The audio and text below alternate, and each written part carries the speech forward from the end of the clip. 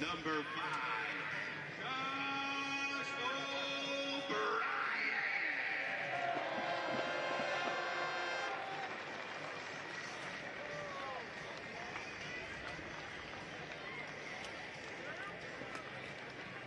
Number 6,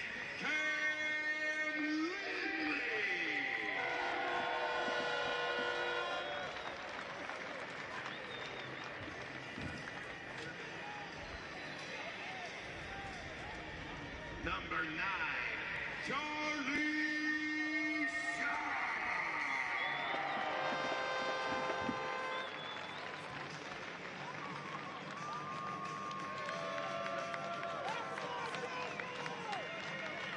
Number 18, Noble O'Connell.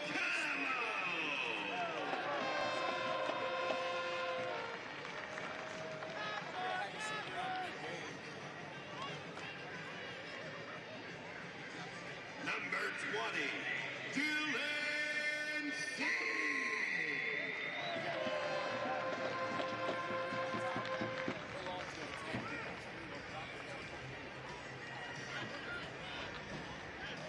Number 21, Mikhail Rashid.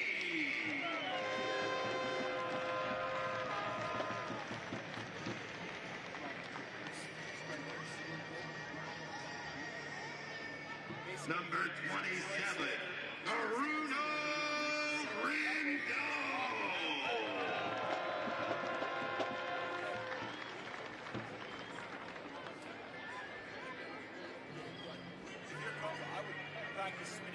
Number 37, Paco Correa.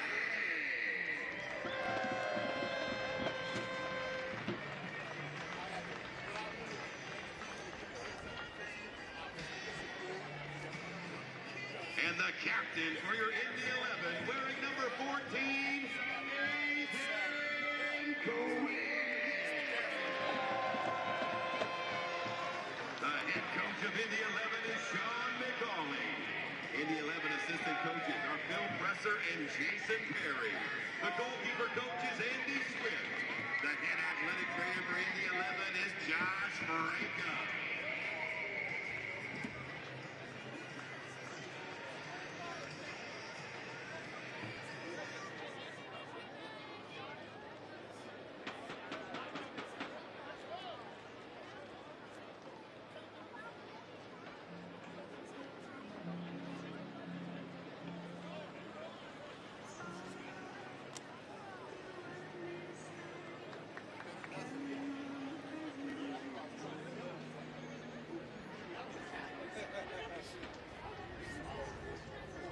The only thing you can do is just squeeze those legs together.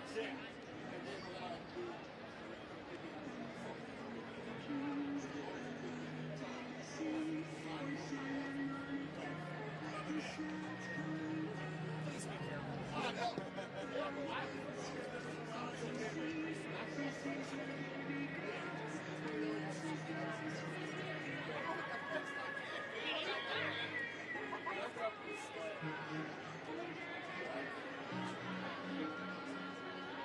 This gives me less than triple.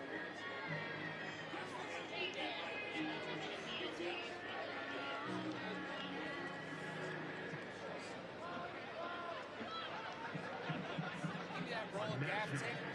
Special happens in the soccer city. Indy becomes soccer city. What a moment for this city. City United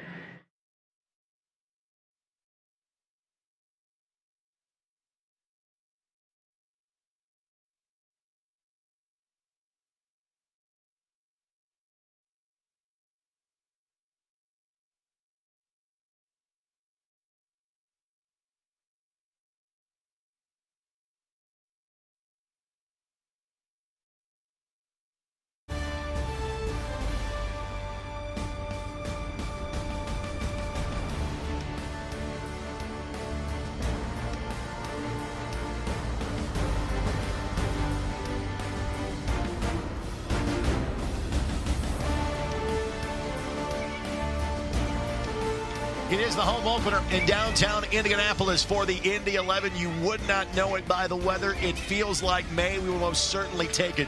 Thanks for joining us on My Indy TV and nationally on the CBS Sports Galazzo Network as Indy 11 in Detroit City meet for a first of at least 2 times this season. In the broadcast booth, my name is Greg Rakestraw, joined by Indy 11 original Brad Ring, his second year of joining us for half of our matches we produce for the Indy 11 this season. Again, Indy has played twice, winning an Open Cup play on Tuesday and losing at Brooklyn 13 days ago to start their USL Championship season. And Brad, you can almost look at the roster kind of split down the middle. Half new faces, half returnees. Let's talk about those new guys, and clearly the guy you start with is Eric Dick, who we know from Carmel and Butler, and last year, the USL playoff MVP. Yeah, not a bad guy to pick up. He's been one of the best goalkeepers in this league for a number of years, so happy to have him here in Indianapolis, I'm sure. The 2 players that are next to him, they were 2 of the 3 goal scorers in Tuesday's Open Cup win. Loic Massanvi will come off the bench tonight. He has shown to be a difference maker with his speed, a late acquisition after spending parts of 4 years in the Minnesota United system. As far as the returnees are concerned, Cam Lindley is now back for a 5th year, joining yourself and Iose as guys that have done that with the Indy 11. He passed you in the last match in career appearances. I'm sorry for that. He is now 10 away from catching Iose as the franchise's all-time leader. Yeah, records are meant to be broken. Cam Lindley's a great guy, great player. Happy for him and the success he's had in the Indy 11 uniform. Jack Blake got to his 100th appearance at the end of last season. Unfortunately, an injury has kept him out so far this year. In fact, he will join us in the broadcast booth during the first half of our match. Now let's get to Detroit City FC, and much like Indy has played Brooklyn, so too did Detroit, and they got a 3-0 victory last weekend. They also won their Open Cup match by a score of 5-1.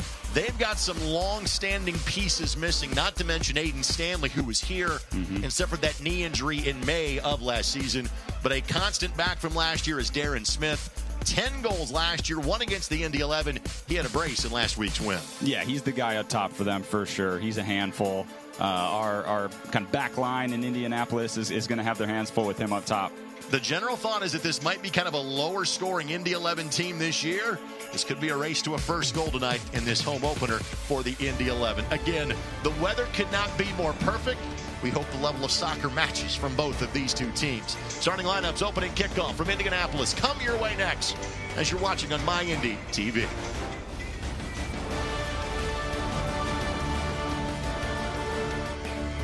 The USL on CBS is presented by Best Western Hotels and Resorts, the official hotel partner of the United Soccer League. Odds are, you know the way to a person's heart is through their stomach, but maybe don't know much about complex blood and bone cancers. Or you know all the ins and outs of a chassis, not necessarily all about robotic heart valve surgery. And while he's thinking about bulldozers, you're not thinking about him ever needing a stem cell transplant. But if you do need care, trust the expert healthcare system 9 out of 10 Indiana doctors have chosen for their patients' care. Indiana University Health, no matter the odds.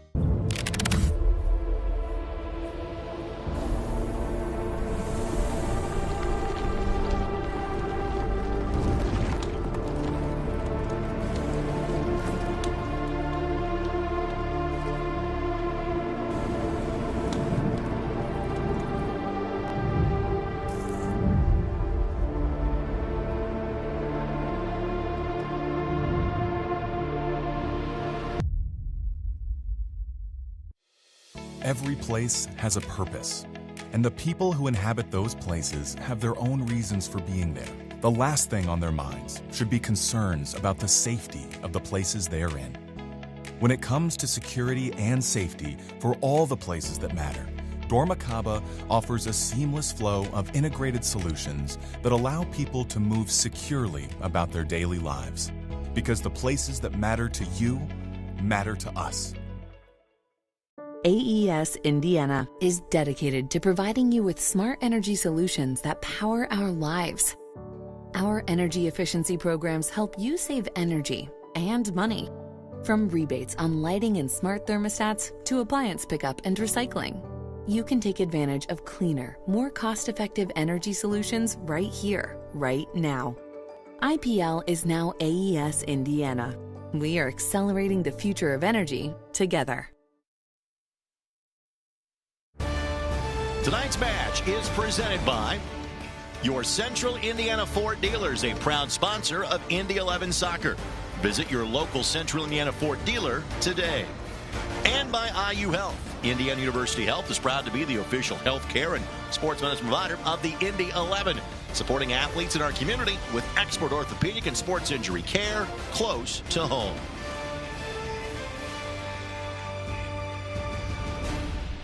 Dealer starting line. If you follow the Indy 11, it's the exact same group that you saw 2 weeks ago against Brooklyn, and this side largely rotated.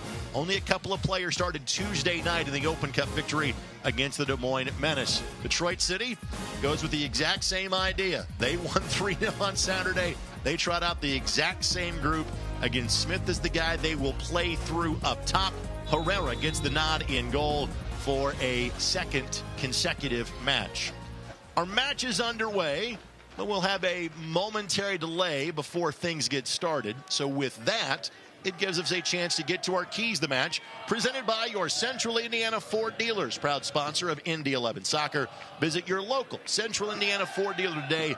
Brad, what are you keying on tonight? Yeah, two kind of bigger topics, right? One is the defensive focus. The old saying, defense wins championships, is certainly true. You can see that with the Pittsburgh Riverhounds last year. Coach McCauley and his staff said, hey, that worked pretty well. Let's go get Eric Dick, right? Bring him in. He's going to be the anchor between the pipes. And the second one is trying to get some dominance here at home. Indy has had two particularly long stretches in its kind of tenure in 2016, 2019, where they've gone a whole season without losing, right? They need to try to get some dominant fixtures at home. Let's flip that now for Detroit City. How do they get themselves to 2-0 on the season with 6 points through 2 matches? We've touched on them already, but Darren Smith is the key up top. And then the second one is just to build on that confidence. They're +7 with the league match and Open Cup match out of 2 games. So +7 goal differential. They're confident, so they want to keep that going. And our keys brought to us by your Central Indiana Ford dealers. Josh O'Brien could not get there in time, and that is one thing you're going to see very different. Josh is back for his 3rd season with the Indy 11. He's not exactly playing up top, but he's not playing at the back either. They've kind of moved him to more of a holding mid, and he's been confident getting up the field so far this season. Yeah, we caught him at the Open Cup game Tuesday night at Grand Park, and he was all over the pitch. And it's kind of good to see his range in that position, covering a lot of ground. Well, he is the perfect mix. He is both a young guy and a veteran, 3rd year here, just 23 years of age. And in hearing Sean McCauley talk all off season long, kind of the combination of factors he wanted to accomplish was get younger and more athletic. What have you seen on that front from the Indy 11 so far this year? I think mission accomplished, right? Now, got to string things together, got to find ways to put the ball in the back of the net, got to get wins and all those things. But on paper, yes, they are younger, they are more athletic, they're bigger. If you look across the pitch, you got 6'5", 6'5", 6'4", 6'3". It's a pretty big lineup. So can they have that translate into being really, really dangerous on set pieces? Cross here. Aiden Quinn gets a boot to it. It will be a corner kick to get this match started. All of our corner kicks this season presented by IBEW 481. Aiden Quinn back for a 4th year with the Indy 11. Last year's Golden Playmaker Award, top assist man in the league. And ended up kind of out of necessity, had to play kind of a left back role, and is kind of in a hybrid role right now for this team in that role. Yeah, that's when you're lucky to have a guy like him on your team, right? He's not kind of cemented in one position. He can play a couple different spots and kind of plug in where Coach McCauley and his staff needs him. Kobe Hernandez Foster, acquired last year from Las Vegas through Birmingham, sends this ball in. Mikel Rashid. That ball ricochets off of Cam Lindley. It'll be a throw and not a corner here for Detroit City FC. Let's get to our back to healthy. That is our injury report brought to us by IU Health, the official healthcare and sports medicine provider of the Indy 11. We can tell you, unfortunately, you will not see Pat Hogan this season. He injured a knee during the next to last preseason friendly for the Indy 11. Hezron Barry got some minutes in the Open Cup match on Tuesday, but could not go tonight. And again, Jack Blake is out due to a back injury. He is yet to play this season. Jack will be joining us early in our match in terms of the broadcast booth. Excited to have him in the booth, but much rather have him on the pitch. Has a chance to surpass Tyler Pasher's all-time scoring mark here in Indy relatively early in this season. Only a couple of goals away.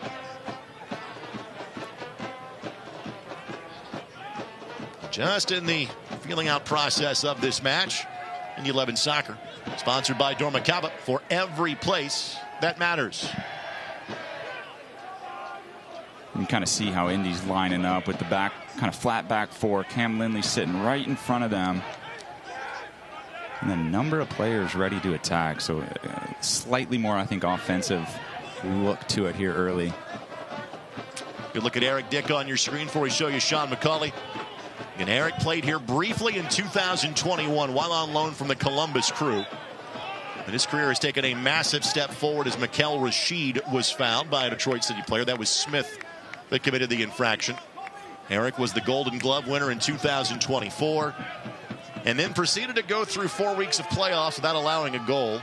And if that wasn't enough, as this will be a corner brought to us by local IBEW 481. Finished thought on Eric Dick. He won 3 penalty shootouts in the playoffs, including the league championship match. He's not bad. Pretty decent. He's not bad.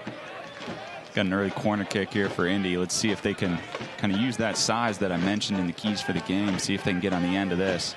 Look for guys like Rashid kind of coming up from the back. O'Brien. Aiden Quinn looking for career assist number 62. Second in league history, only behind Canardo Forbes. Elects to keep it in play. On the redirection off of Noble Okello and into the BYB. And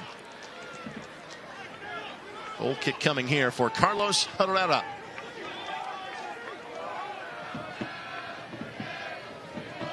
Herrera and Saldana split the appearances literally right down the middle, 16 apiece a season ago. Herrera got the nod against Brooklyn last week. Only faced 2 shots and saved them both. Great ball out by Herrera. Herrera had spent time with Monterey Bay before playing for DCFC last year. And Eric Dick will shepherd this one across the byline for a goal kick in minute number 7.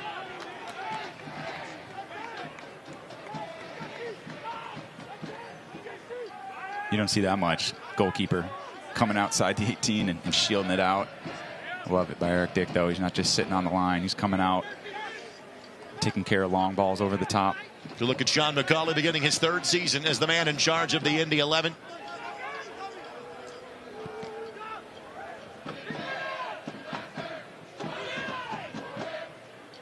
Hayden White wearing a new number this year. Which also has Josh O'Brien wearing a new number. Bruno Rendon will run out of real estate to track that one down. Rendon in his 2nd season with the club. Again, 10 returnees from last year. You see a good chunk of them on the pitch tonight. Rendon, O'Brien, Lindley, Quinn, Logan Neidlinger, Edward Chiza, Ryan Hunsucker on an academy deal before he heads off to play at Indiana University in the fall. Part of that group as well. The blast here that, not sure that was directed to be on goal. Maybe a little ambitious, but that's okay.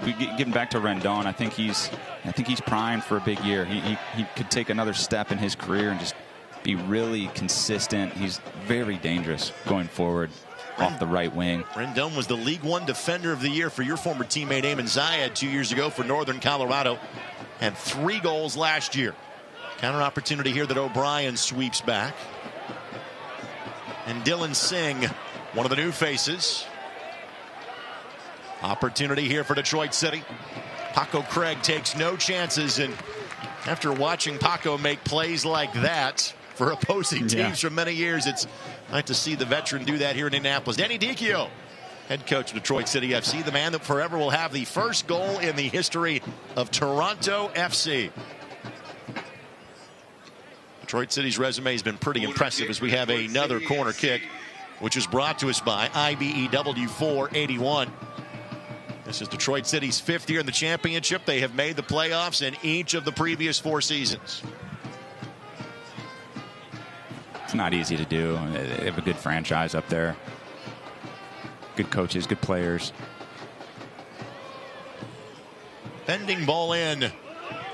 Hayden White got ahead to it first. Follow-up volley is sprayed wide and deflected by Cam Lindley. Another throw-in coming. That was almost the exact same corner kick as their first. Bounces out, one-time shot. Cam Lindley blocks it out of bounds for a throw-in. Well, the new faces in Silva on the restart for DCFC. And Eric Dick calls off his teammates to make that play with little to no traffic in front of him. Of course, there have always been ties between the Indy 11 and Detroit City. For many years, that was Trevor James. This year, it's Phil Dos Santos, former Indy 11 assistant coach that is assisting Danny Dicchio. It's great to see our buddy Ian Gilmore on the field before the game. Handles video production these days for Detroit City. And we'll go back to the spot of the foul called against the Indy 11.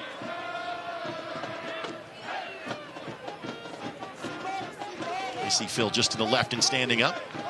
Good to see Phil. He got the broadcast prompt to stand up when we referenced him on camera. He's done this before. It's a good guy. I enjoyed playing under him when he was here in Indy.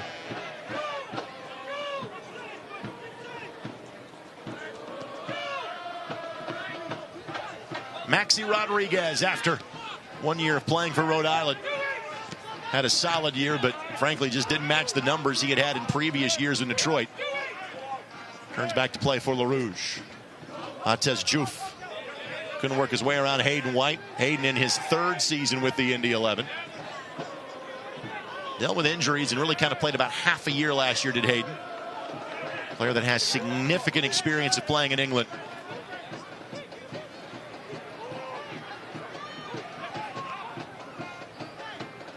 Shot from distance that a keeper of Eric Dick's caliber is going to field without problem. Yeah. You can see kind of different contrasting styles here so far, 11 minutes in. Indy has so far played pretty direct. Tried to win it off those first, kind of knockdowns. Detroit's opted to try to play through the middle a little bit more possession. Of course, this match is brought to us by the Keystone Group, specializing in transformational developments, construction, management, and investments.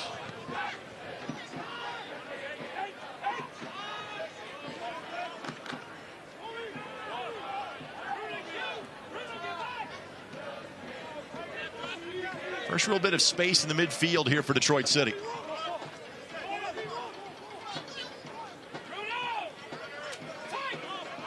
It's a good spell of possession here for Detroit. Both these teams coming off of Open Cup victories. And both these teams played their matches indoors, which, given the weather earlier this week, is appreciated by everybody. It is crazy to think that 4 nights ago, the temperature was 50 degrees colder than it is right now. Welcome to the Midwest in the spring. O'Brien gets dispossessed in midfield. Yeah, Detroit's credit, they are taking the ball away from Indy pretty quickly after losing. Diouf with a blast that goes directly off of Hayden White. And immediately our referee and Matthew Corrigan says, nope, no handball, off the chest or hand or arm tucked in. Take a look here. It will be a throw. Yeah, White does a good job staying in front. It definitely hit his chest. Correct. Well, Matthew Corrigan is our match referee. Mateus Dulski, Eric Burton, our assistant referees, and Salvador Flores is our fourth official for tonight's match.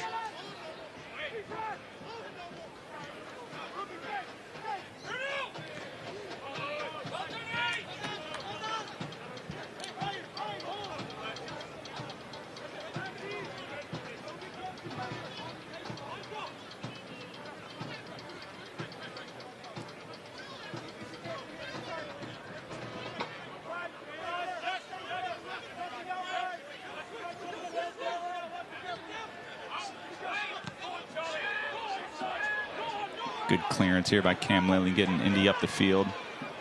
Picking up a second ball. Indy's throwing numbers. Charlie Sharp has a blast and just couldn't send it home. Follow-up opportunity is not there. What a strike that by thing Sharp. Hangs off the inside of the post and does not go home.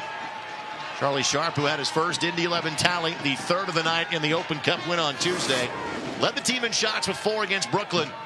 Nearly had a banger in front of the home fans. That was a great strike. Kind of curled it back post. He's probably an inch, maybe 2 from that hitting the post and going in. Indy still has it here.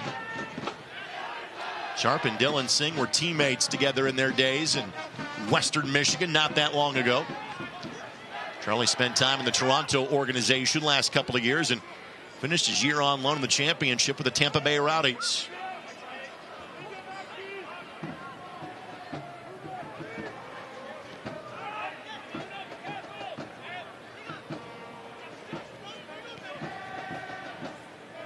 It's a confident strike by Sharp. Love to see that out of your striker. Getting the ball, good pass, turn, going to goal, getting his head up, finding the back post.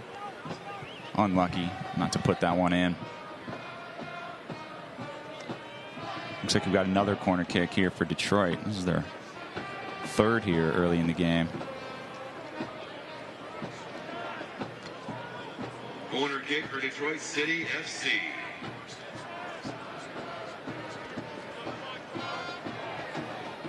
Another corner kick coming, presented by IBEW Local 481.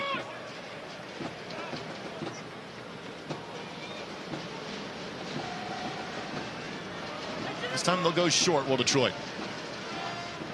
I did take a turn off an Indy 11 player, and it'll happen again. And in case you forgot, corner kicks are presented by IBEW 481. Yeah, I'm not surprised they pivoted to go short here. Like I said, kind of in the open. Indy's got some tall players in the box. It's going to be hard for Detroit City to get on the end of these. So if they can create some different angles, go short, move Indy around a little bit, I think they'll have some more options that way.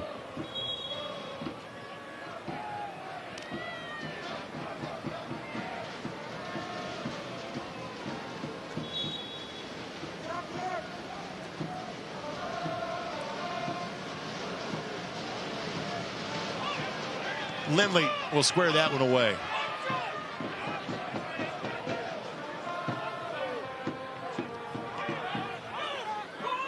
All the way back to Herrera for a bit of a reset. Juve the target. White able to play that one back to Eric Dick without much in the way of bother. With the pitch tilted right now in favor of the visitors. Indy 11 Soccer is brought to you by Droplight. Fuel for brave brands. Put your business in the limelight. Visit droplight.com.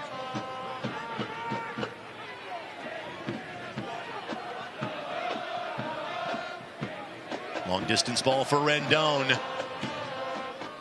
Rendon able to save that in play, but not in a position he could do much with it. Now going to be called against Noble Okello. It's a great look by Aiden Quinn to try to get the ball over to Rendon.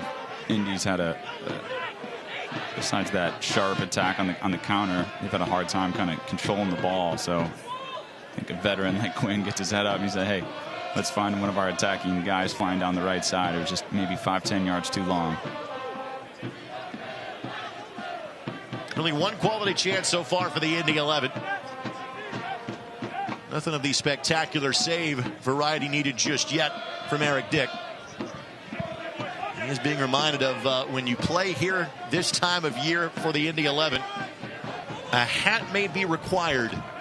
The east-west pitch alignment we have here, and Eric is one of those big old paws trying to shield the setting sun towards the opposite end of the park. Frankly, the weather was so bad early in the year last year, nobody had to worry about that. Sun was never out. The sun was a rumor for the first month of the Indy 11 season. Yeah, night like tonight, no breeze. That's definitely the, advantage, disadvantage there would be the sun in the first half. Rodriguez.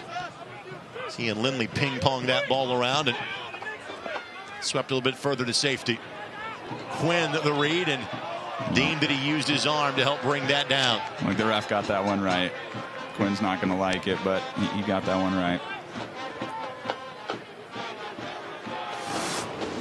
So restart coming just past the midfield stripe for the Indy 11. You see what Quinn's trying to do. He's thinking, hey, if I get this off the quick half bounce, we have a counter attack here. You might as well take the risk. But when it bounced, it just went a little bit wider than he was anticipating. So handball's not a terrible option. Better handball than it bounced behind him, and then Detroit's countering back the other way. Indy 11 Soccer brought to us by Johnson Controls, the power behind your mission.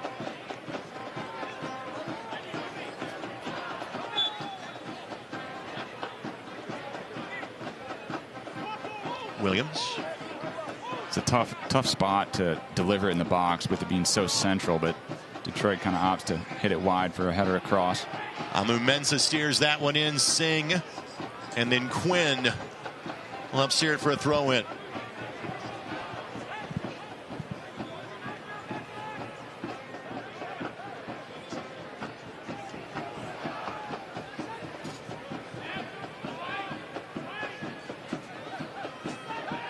And that'll be a foul against Indy.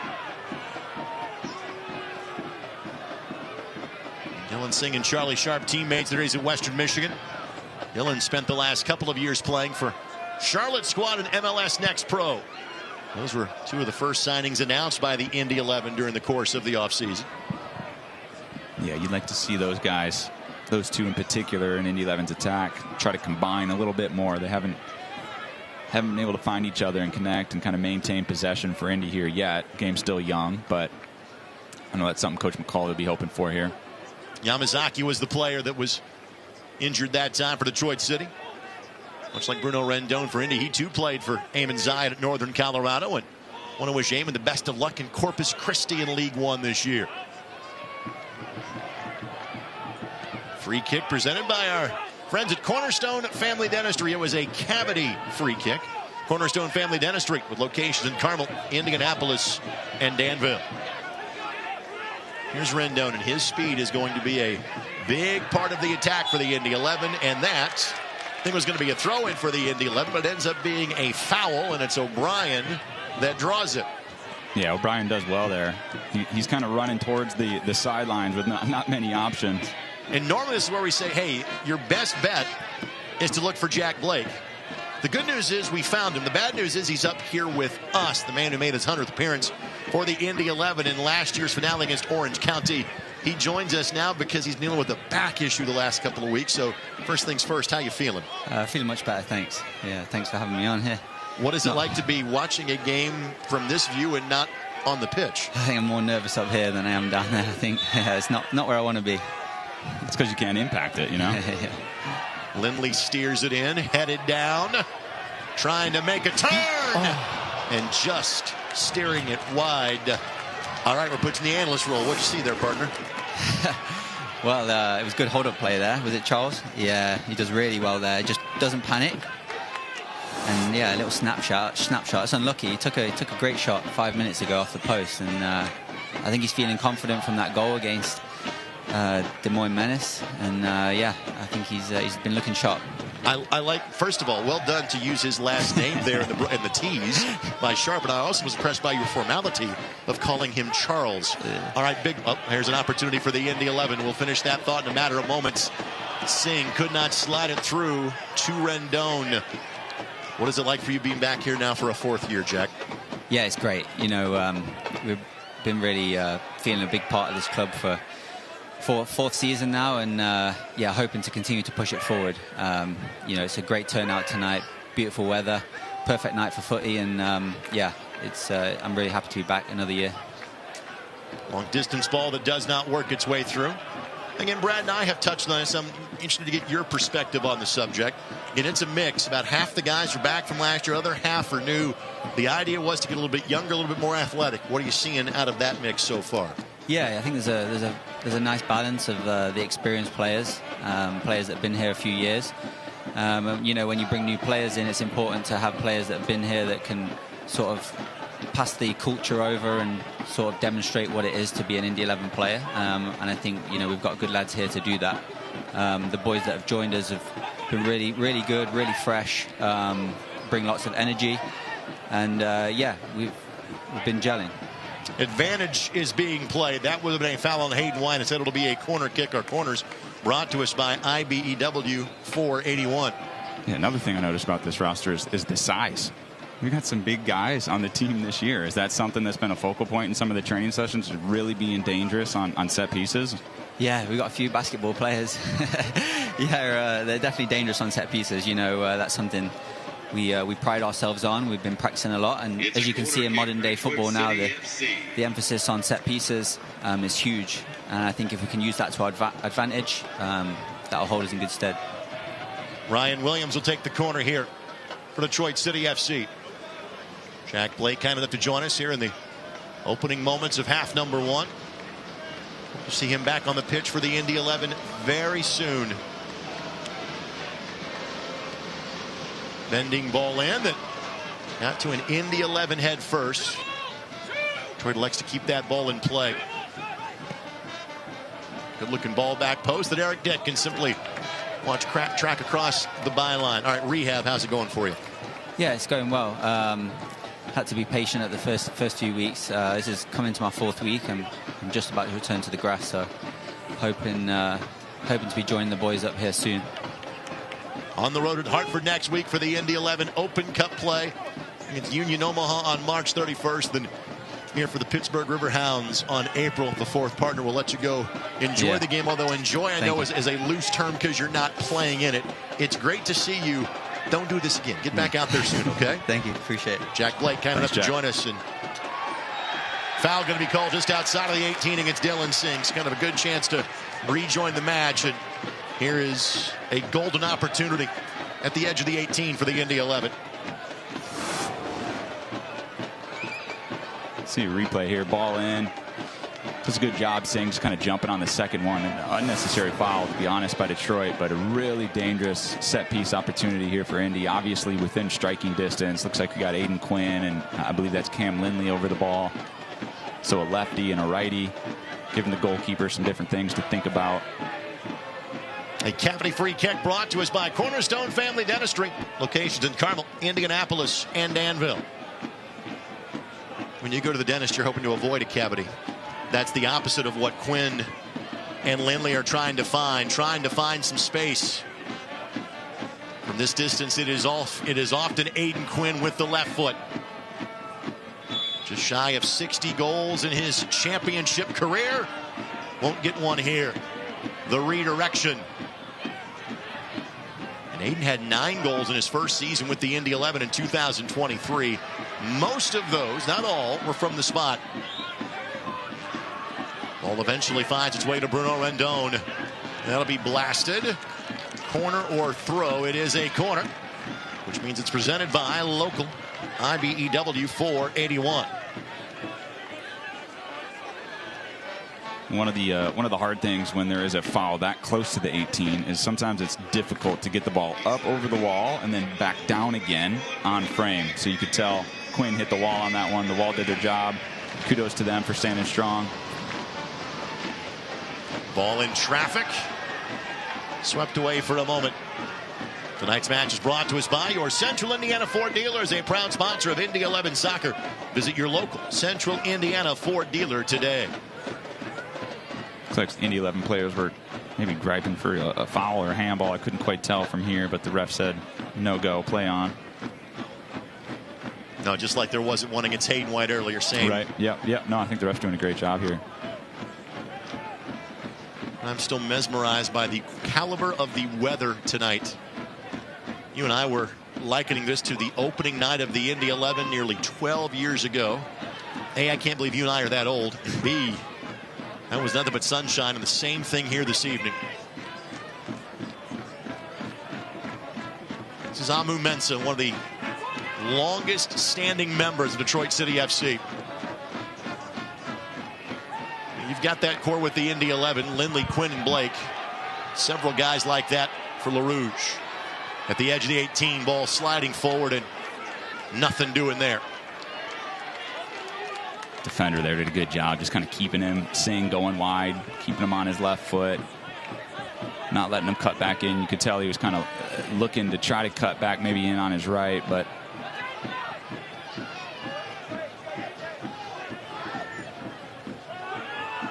quick build here by Detroit City. Williams. Indy with 5 and now 6 behind the ball. Paco Craig tracking back. 5 times he has been either first or second team all-league as a defender. Now, in fairness, that was a handful of years ago, but still a whole lot to offer for the Indy 11. Left-footed shot that will sweep wide. There was not a touch there. Yeah, I think Dick had that covered, but obviously went wide. See a replay here. The Rashid throwing his body at it. Love to see that. Some players and coaches kind of, I think, getting on Singh maybe a little bit for a turnover there, which kind of led to that attempt from Detroit.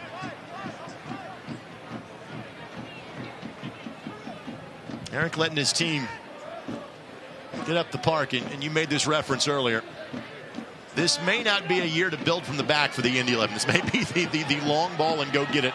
Rendon shot takes a touch, and Sharp will just let this trickle across the byline.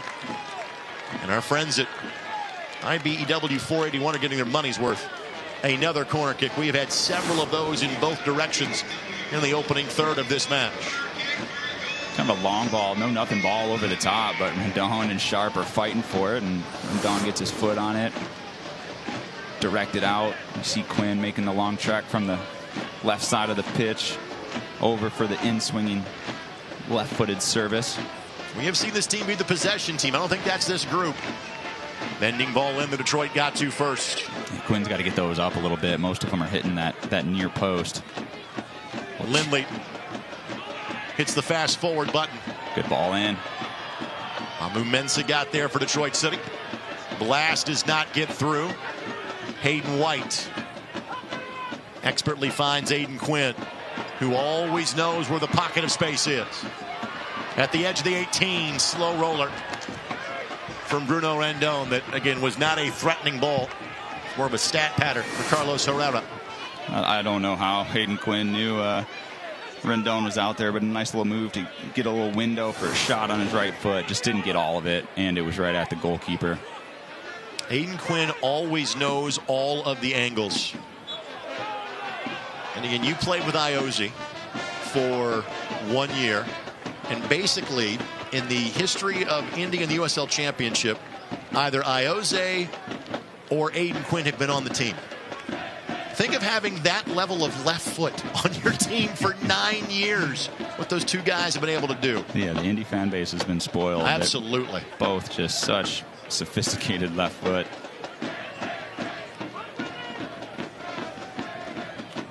Quinn, the second leading player in terms of career assists. He's approaching the top 15 in terms of number of goals. He is third in terms of appearances. Tonight is his 292nd in the USL Championship match. Trailing King Kenny, Canardo Forbes, and Sean Tosh. Rashid just tracked that. It was a great track by Rashid. And then he, most people would have to jump over the signage. He just took a little step over that Grand Park sign. This is a track and field facility as well. It's a quick hurdle from Mikel. And Mikel is a bit of a notable player for the Indy 11 because he is the first player to have played at the University of Indianapolis at the Division II level and appear in a match for the Indy 11. Mikel played 3 years for John Higgins at UIndy. Then when John got the coaching job at Xavier, Mikel went with him down I-74. Former third-round pick in the MLS draft. Rodriguez. Juf. As Silva making the overlapping run. Juf pops it across it. Turned out of danger for a moment and then further assisted by Cam Lindley. Looking for the best deal in town? Check out the Pabst Blue Ribbon deck next time you're at Carroll Stadium and enjoy $3 PBRs all game long. Tickets are available at Ticketmaster.com or the Indy 11 box office day of the game. Pabst Blue Ribbon, because you deserve a blue ribbon. Brad, do either of these teams deserve a blue ribbon so far in this match? I'd say it's been pretty even. Obviously, kind of talking about contrasting styles, Detroit certainly has had more of the ball from a possession perspective, but Indy's created some chances. White. Again, we'll just shepherd this one into touch. like to see if Indy, when they go direct to get the ball up the pitch, can they then settle it down a little bit, connect a handful of passes in the attacking third to then create some opportunities.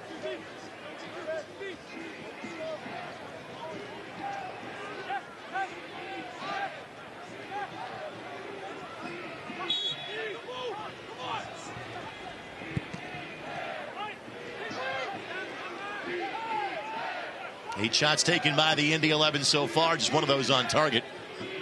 But that is one more than DCFC. They've taken 3, none on target. Similar conversion numbers for the Indy 11 2 weeks ago. In the opener at Brooklyn FC, a match they lost 1-0 on a first half penalty.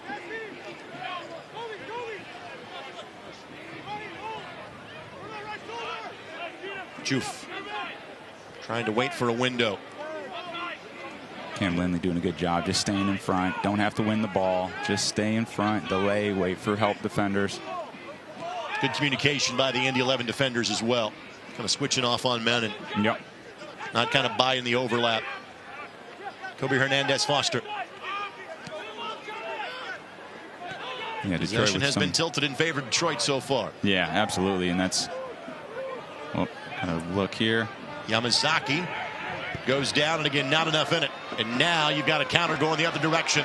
And it's Singh and Sharp with Rendon flying up the flank.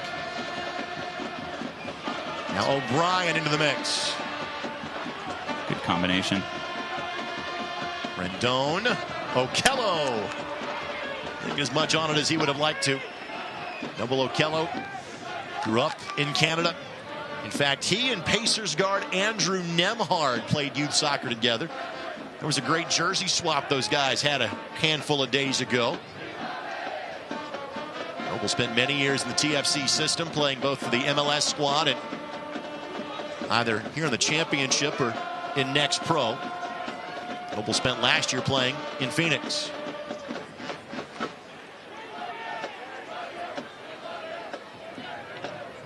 Detroit had the opportunity to maybe go for a counterattack, opted to just kind of possess. Indy equally kind of content with just kind of getting bodies behind the ball, getting set up. We'll see if Sharp can force it one direction. Smith the target. Smith the blast, and Eric Dick what has the ball go right back to him. And now let's make sure he's all right, because again, he went directly into that post. That's why you bring in a guy like Eric Dick.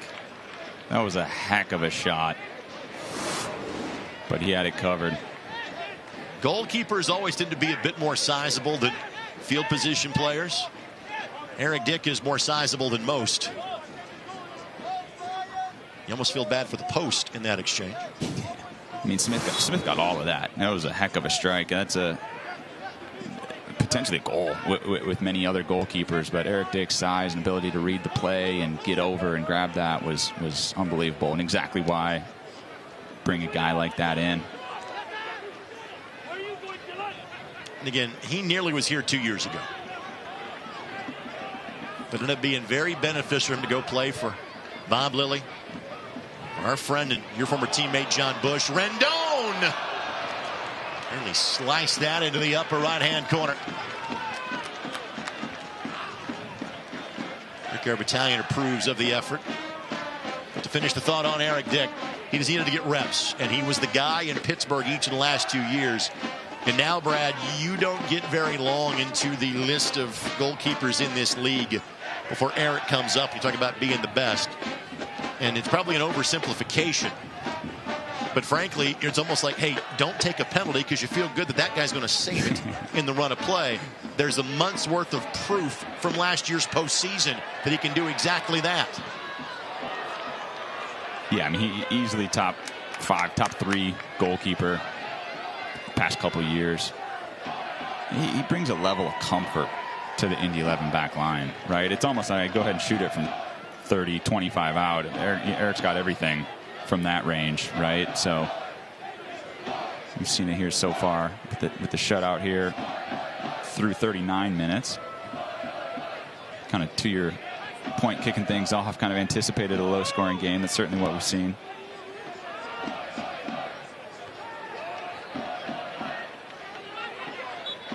It's going to be a foul called against Josh O'Brien. And Indy kind of went young with their players up top, and you're kind of hoping that those guys develop one of those guys kind of pops, you know, in year 3 or year 4 of being a pro. They went the opposite at the back end. They went with the experience. Yeah. Yeah, any one of these Singh, Sharp, Rendon, I think any one of them, if not multiple, can have a breakout season here.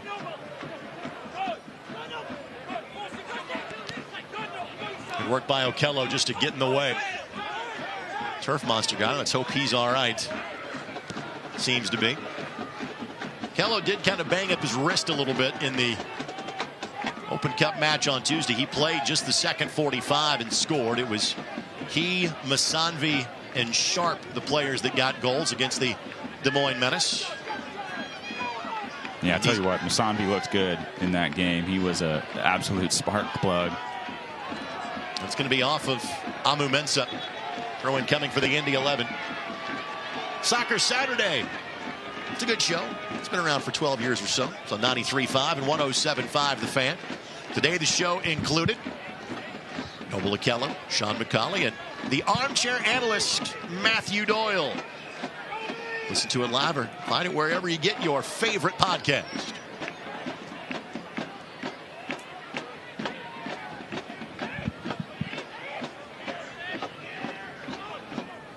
White's doing a good job on those plays, kind of playing free safety, so to speak, in the back. Anything that pops out, he's cleaning it up. Opt to pass it back to Eric Dick, who goes long here, but he's played that position well. Final 5 minutes presented by your Central Indiana Ford dealers, a proud sponsor of Indy 11 Soccer. Visit your local Central Indiana Ford dealer today. When you want to create some space, you find Rendon. And Rendon, working around a pair of defenders, cuts it back, but could not get it past defender 3 or 4. And Hayden White will be whistled for the foul. Yeah, I'm not sure if White really did much wrong there, to be quite honest, but sometimes when attacking players are turning and getting low and go down, it certainly looks like a foul. This is where I point out that my partner played a lot of holding midfield and defender.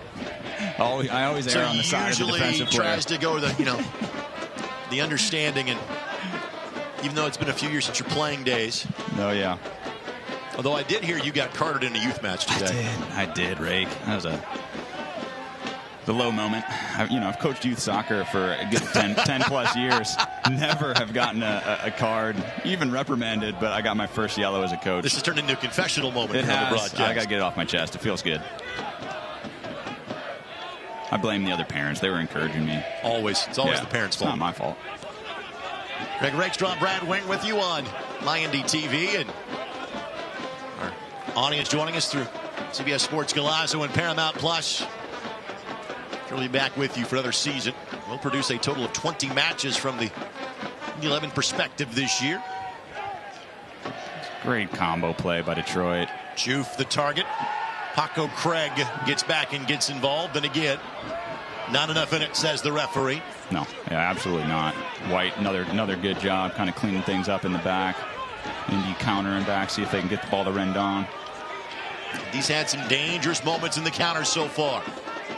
Overlapping run. Can Rendon get there? Yes, he can. Cuts it back. Headed home. It is time to cue the smoke in Indianapolis for the first time this year. Dylan Singh gets the goal for the Indy 11. What a combo play down the right side. O'Brien, not known for being a cheeky attacking player, but his ball behind the defensive line. Rendon running.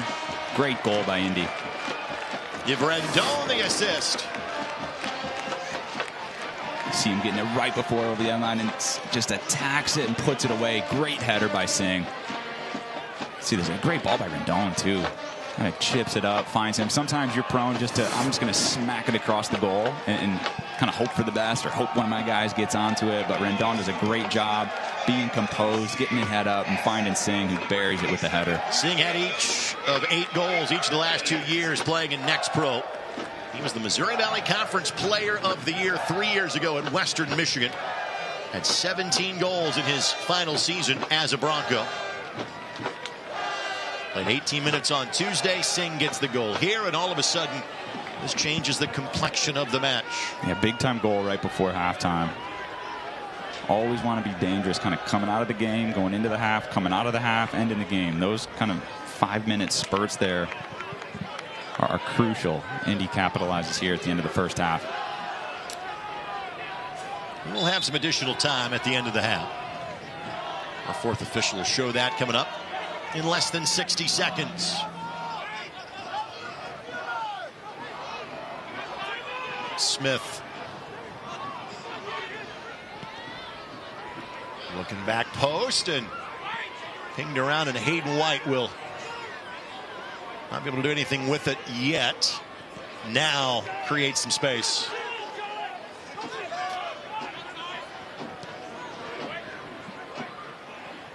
Detroit immediately flipping the switch to get back in the attack, and this will be a corner presented by IBEW 481. Some dangerous chances for Detroit there. Ball ends up going out of bounds for yet another corner kick. 5 shots so far for Detroit City. 2 of those have been on target. 1 minute is the stoppage time that we will have before halftime. Yeah, makes sense. No, not many cards, not many injuries. 1 goal. Hernandez Foster had 3 assists last season. Again, he'll go short. Second corner we've seen Detroit work it this way. Then he redirects. Nice flick. Just up and over the bar, but like the creativity from the visitors. Yeah, I said that 10-15 minutes ago. They're going to have a hard time just serving it in the box. And he's just got the size on him, right? So you've seen the last maybe 3 times try a couple combo plays out wide, change the angles, get that ball coming into the box, maybe a little bit more of a direct path. That was probably their best corner yet. Fans, you can show your Indy 11 pride. Get your exclusive IMCU Indy 11 debit card at any IMCU branch or online at imcu.com today. Matthew Corrigan, a quick check of his wristwatch. Not much left in this one. And on cue, the whistle blows. But again, a late first half goal from Dylan Singh on excellent work by Josh O'Brien. And Bruno Rendon have given the Indy 11 a 1-goal advantage. And as he always does, Sean McCauley is great about quickly getting to our broadcast position to do a quick interview with us, even playing the role of technical director for us. We'll get to Sean coming up in just a matter of moments. He's got a halftime speech to give, and in fact, he joins us right now. Always cool, calm, and collected. Sean, your thoughts on half number 1?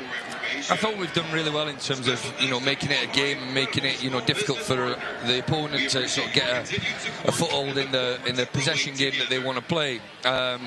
Some of our decision making in the final ball can be better. We're playing passes that really need to be maybe one more pass or delivered differently, and then we've just got to make sure that we're concentrating on runners off the ball. We've had a couple of moments where midfield players are running behind our midfield and they're not being tracked, and that's a criminal offence. So we need to make sure that they concentrate for the second half, and then a little bit worried that they're starting to overload the side that Quinney's on by bringing Cedeno in a little bit, so we need to make sure that the midfield 3 manage that as well. Your thoughts about Rendon using that speed to find his teammate and get that goal for you? Well, yeah, we know he's a real threat. I thought Josh O'Brien and Bruno did really well down that side, to combine for that, and he's had a couple of attempts, and we've got to use him more often and not turn down the pass that's on, especially diagonally, because when all their teams shifted over to one side, we've still got Bruno as a great outlet on the other. Thanks, my friend. We'll talk to you after the match. Thank you. Sean McCauley kind enough to join us in the immediate moments after half number 1. Halftime show comes your way in a matter of moments. The Indy 11, a goal to the good in their home opener in 2026 as you're watching USL Championship Soccer, My Indy TV, and the CBS Sports Galazo Network. Odds are, you know the way to a person's heart is through their stomach, but maybe don't know much about complex blood and bone cancers. Or you know all the ins and outs of a chassis, not necessarily all about robotic heart valve surgery.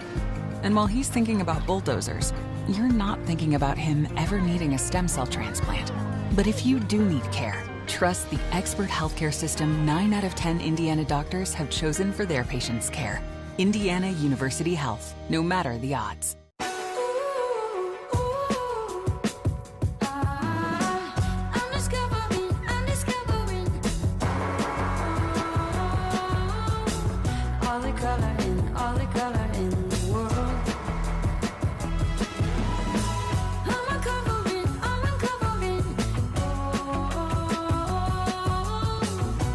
Bring color to life with the very best paint, only at your Sherwin-Williams store. Deep inside you, there's a spark waiting to be ignited, a yearning for a real connection, something that truly moves you. Find experiences that stir your soul in our new Kentucky home, where amazing nature and authentic bluegrass inspire you, where world-renowned bourbon and horses wow you. Kentucky, find what moves you.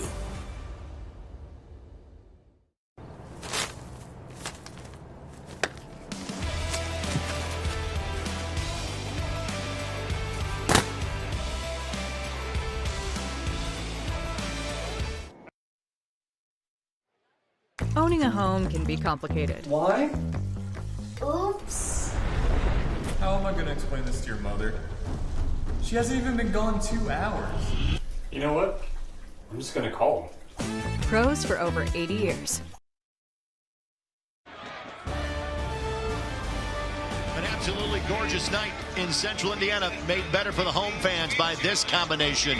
Give O'Brien the hockey assist, give Rendon the actual assist, and give Singh the finish. Detroit City's had more chances and had more of the possession, but it's Indy 11 that's got the lead here at halftime. Now, Indy 11 is in year number 9 in the championship. Detroit City is in year number 5. How about teams that are in year number 1? Let's learn more. Get set, go!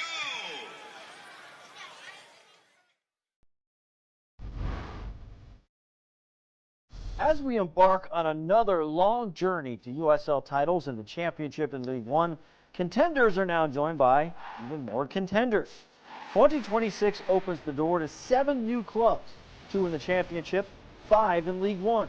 Sporting Jacks and Brooklyn FC joined the Eastern Conference in the championship, increasing the league total to 25 clubs. And another record for League One, with AC Boise, Corpus Christi FC, Fort Wayne FC, New York Cosmos, and Sarasota Paradise matching the expansion record of 5 teams just last year. It makes an interesting challenge for all League One teams with playoff expectations, beginning with defending champion One Knoxville. And head coach Ian Fuller loves the challenge. What is different this year about preparations for expansion clubs, which means more travel, more talent coming into the league? Yeah, you have to be ready for anything in this league. Yeah. Almost every league in North America is like this. You're going to have expansion teams, a lot of different players. We've got a lot of new players, and we're going to face a lot of new players in the league and some new clubs and some new venues. It's kind of just the trickiness of this league. Do teams coming in just because they're new doesn't mean they're at a disadvantage against, well-oiled teams like yours? No, certainly you've got coaches that have coached in the league and done really, really well come in and with expansion teams. So, you've got a lot of players that have played in the league and played in higher leagues. You're going to have some really difficult opponents, even though they are expansion teams. Last season, FC Naples finished 4th in the League One standings, one of 2 expansion teams to make the postseason. A tough task for new club this year as League One grows to 17 clubs. Oh, what a strike!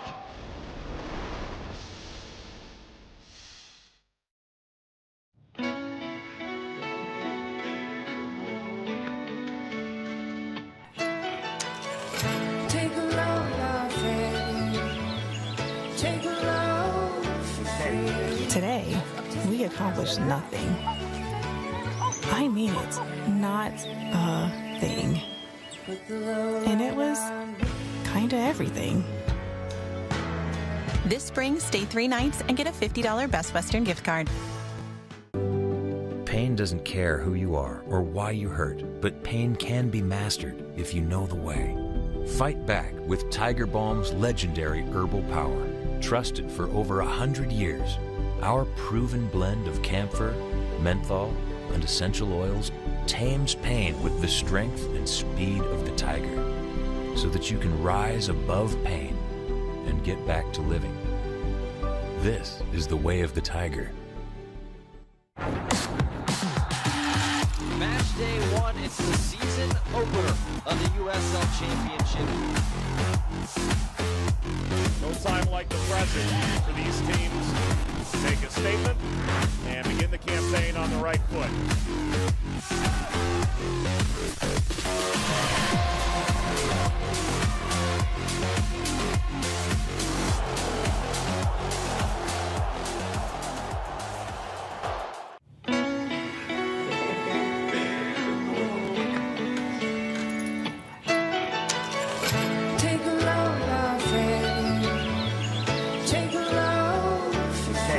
Today, we accomplished nothing. I mean it, not a thing. And it was kind of everything. This spring, stay 3 nights and get a $50 Best Western gift card.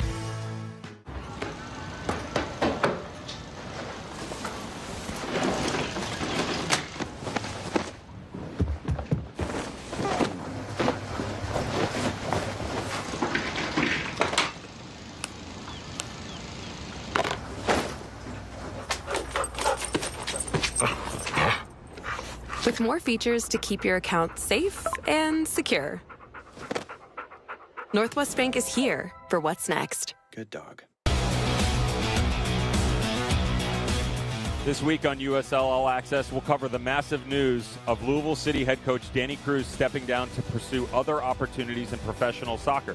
Greenville Triumph head coach Dave Dixon joins us to talk their ascent back to the mountaintop. Can they find Open Club glory? What is this year's Open Cup made of?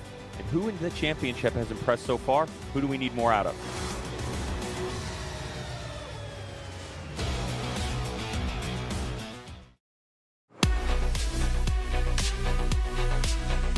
It is halftime at the USL Championship. We hope you're enjoying your match so far.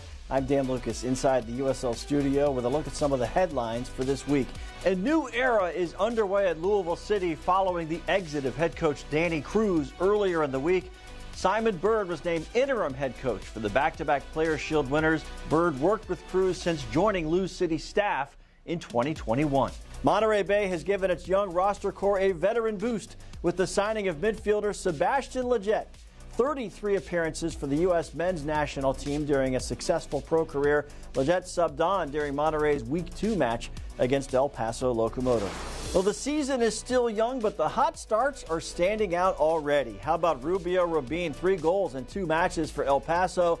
The Oakland Roots off to a 2-0 start under new head coach Ryan Martin. They had never done that in their previous 5 years since joining the championship. And goalkeepers Anthony Siaha of Hartford Athletic and Danny Vitiello of Sacramento Republic each kept clean sheets through the first 2 matches of the season. Spanish broadcasts are coming up soon on 2DN. Wednesday the 25th, Lexington SC hosts Brooklyn. Then Saturday the 28th, Detroit City hosts Charleston Battery. That's a look at the headlines for this week. Let's get you back to your match for the second half.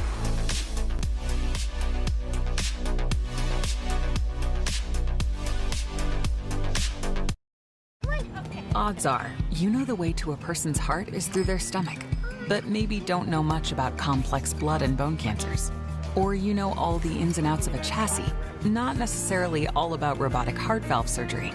And while he's thinking about bulldozers, you're not thinking about him ever needing a stem cell transplant. But if you do need care, trust the expert healthcare system 9 out of 10 Indiana doctors have chosen for their patients' care. Indiana University Health, no matter the odds.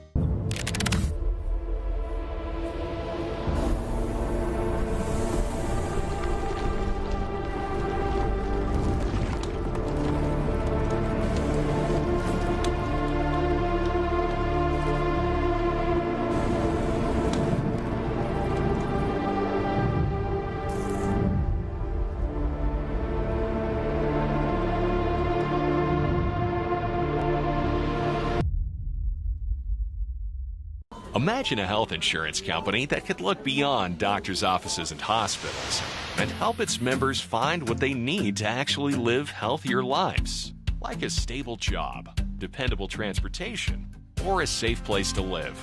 Well, that health insurance company is not only real, but making a real difference right now.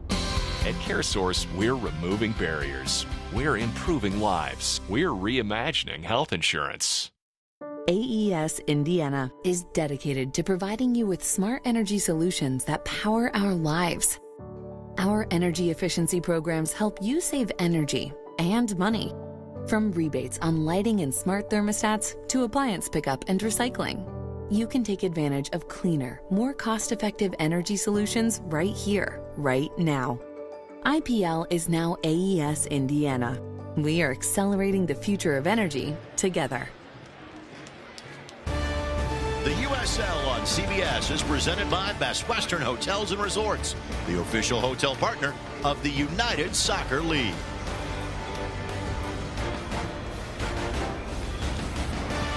Again, an amazing night at Indianapolis. It has nothing to do with the score. It's just that gorgeous for this time in March. Still in the low 70s as we are past 8 o'clock local time. It helps for the home team that they are in front, courtesy of service from Bruno Rendon and a goal from Dylan Singh. There were 19 shots in the first half. It took until the 19th for one to find its way home. Brad, frankly, it was missed opportunities in both directions for the first 43 minutes. Yeah, I mean, kudos to Detroit. They did a great job possessing the ball, working the ball around. You see a great rip from Smith there and a save from Eric Dick. But Detroit was very dangerous there in the first half. And frankly, that was their most dangerous opportunity, was that blast from Smith outside of the 18. Seeing the ball here, it was a sharp rocket that was Indy's best chance until the ball that Singh would eventually put home. Yeah, see kind of a missed chance here from Rendon. But Indy kept knocking, and you see the goal here. It was a ball from O'Brien who really started it in through. Rendon with a great little clip to find Singh, who hammers it home. We've talked about this on Soccer Saturday in terms of the different role that O'Brien is going to play this year. Still listed as a defender, but really going to play more of a midfielder attacking role. Your thoughts on that change you've seen from him so far this year? I think he's been great. I think he's been really well, really good. He looked good in the Open Cup game on Tuesday. It was a sharp first half for him here. Once again, he is athletic, he is big, he covers a lot of ground, he has good feet, and you love to see some of that composure there on that through ball to Rendon. You heard what Sean McCauley had to say. Any changes you think we see from Detroit City to start half number 2, or frankly, when you have 69% of the possession, do you feel you need to change much in half number 2? Yeah, I wouldn't. If I'm their staff, I wouldn't change much here coming out of the gates. Now, is this something that you keep an eye on, obviously, as the second half goes on, and what guys can you come in off the bench and make a big difference? Coach McCauley was a little worried about Detroit kind of overloading things on Aiden Quinn's side, on the left side, so we'll see if that continues here in the second half. In first of 17 home matches for the Indy 11 this season in terms of league play. There always could be additional in terms of the Prinks Tires Cup. There will be a second U.S. Open Cup home match for the Indy 11. That draw took place last night. Indy 11 will get Union Omaha. Union Omaha, one of the stalwart franchises in League Number 1. Here's the upcoming schedule. Again, that match on Tuesday, March 31st, was added as of last night. It was a Tuesday 7 o'clock match. The U.S. Open Cup opener in round 1 was at Grand Park.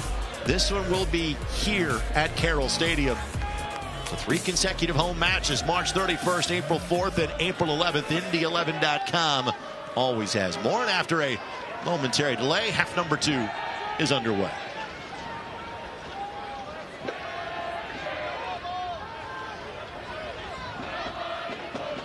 Sports, this match is brought to us by Dormicaba, for every place that matters. Sliding effort by Mikel Rashid. Played in League One last year. One of the early additions to the Indy 11 offseason, and foul whistle against Detroit City. Yeah, and one of the areas Detroit can find is kind of right in front of Indy 11's outside backs, because they don't want to get caught too high. But yet when Indy presses with a Singh on the left and Rendon on the right, if Detroit can bypass those front 3, there's some space in behind, and that's what you saw in that last possession from Detroit.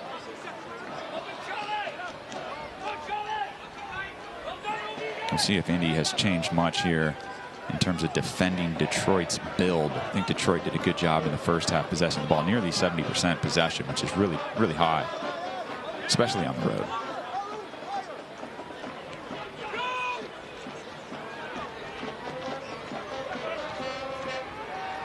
Smith tracking back to midfield to maintain the build for Detroit City.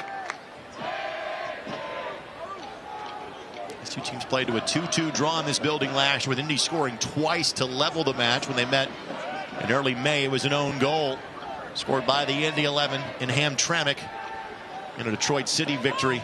The two teams played later in the summer. Foul called against the Indy 11.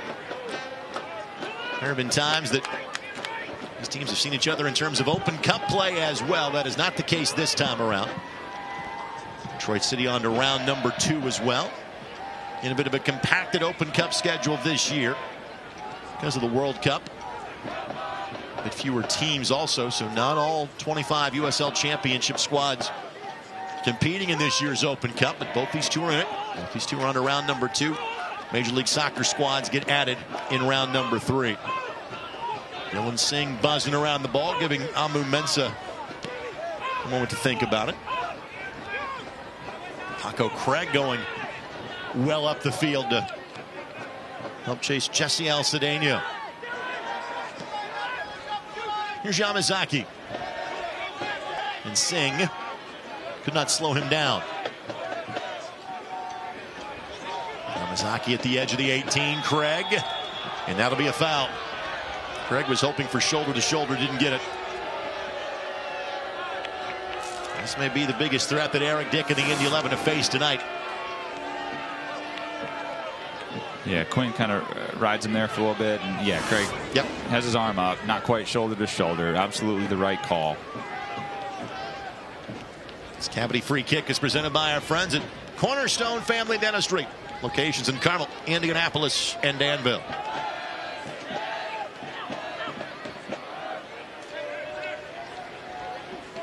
Kobe Hernandez Foster, one of the two players standing over this one. Montez Juf. Full-on committee meeting now going on here.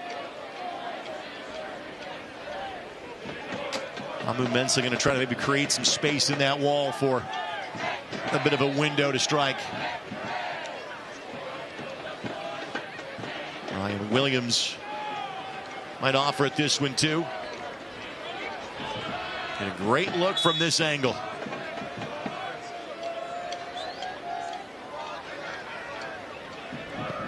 Bending ball, the wall does its job. It will be a corner kick brought to us by IBEW 481, but the wall does its job, and Eric Dick gives his sign of approval.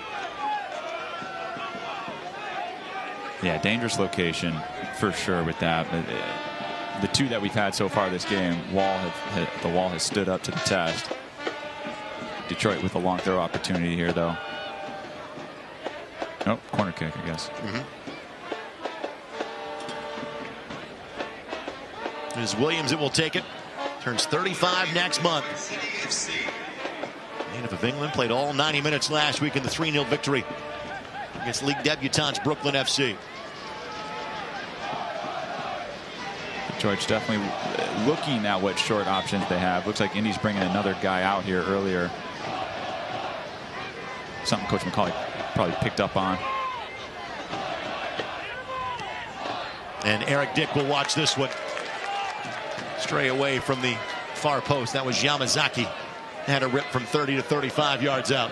Yeah, it's going to take one heck of a hit to beat Eric Dick from 30-35. Player down behind the play for the Indy 11. I believe it is Mikel Rashid that's coming up a little gimpy. And Mikel did not have to play on Tuesday night. There was some rather significant squad rotation that Sean McCulley was able to use. The Des Moines Menace in years gone by have called up a lot of legends of American soccer. That was not the case this time around. That was largely a recent college grad and college-based team, but Indy controlled that match for the most part. Of course, this match is brought to us by the Keystone Group, specializing in transformational developments, construction, management, and investments. Player down for the Indy 11. Foul picked up by the Indy 11. Great win by Rashid in the back, and Singh does a great job meeting the ball. Sometimes as an attacking player, you have a tendency to kind of wait for the ball to reach you. But he did a great job coming back for the ball, meeting the ball, earns Indy a free kick. Singh, the player that took the foul. He and Sharp both came on for the final 18 minutes on Tuesday. Both played about the first 70 or 75 minutes. This Cavity free kick is brought to you by Cornerstone Family Dentistry with locations in Carmel, Indianapolis, and Danville.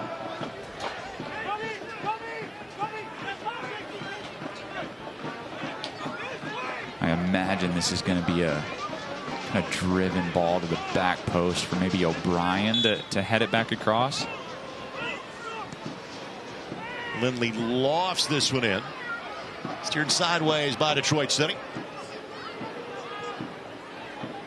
The central free kicks there, Rake, are either you drive it back and head it across, or you get it wide early for then a better angle to come across. But the straight on balls, it's just difficult to kind of get anything off the end of it. Look at Maxi Rodriguez. 27 goals and over 100 appearances with Detroit City. His first stint with the club. And last year played for Cano Smith in Rhode Island. And again, good player, but just didn't have the same pop he did in his time in Hamtramck. So went back home, if you will, to Detroit City. Throw in coming for the Indy 11. And not that Indy's delaying the game already, but with a lead, they're in no rush to, sprint to the ball to get it back in play. So they're taking their time. They're sending some other bigger guys forward. Rashid's coming forward for a long throw opportunity from White.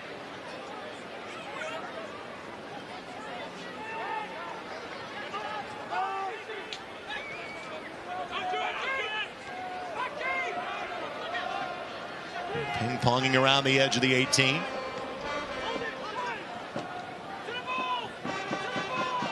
Now a transition moment here for Detroit City.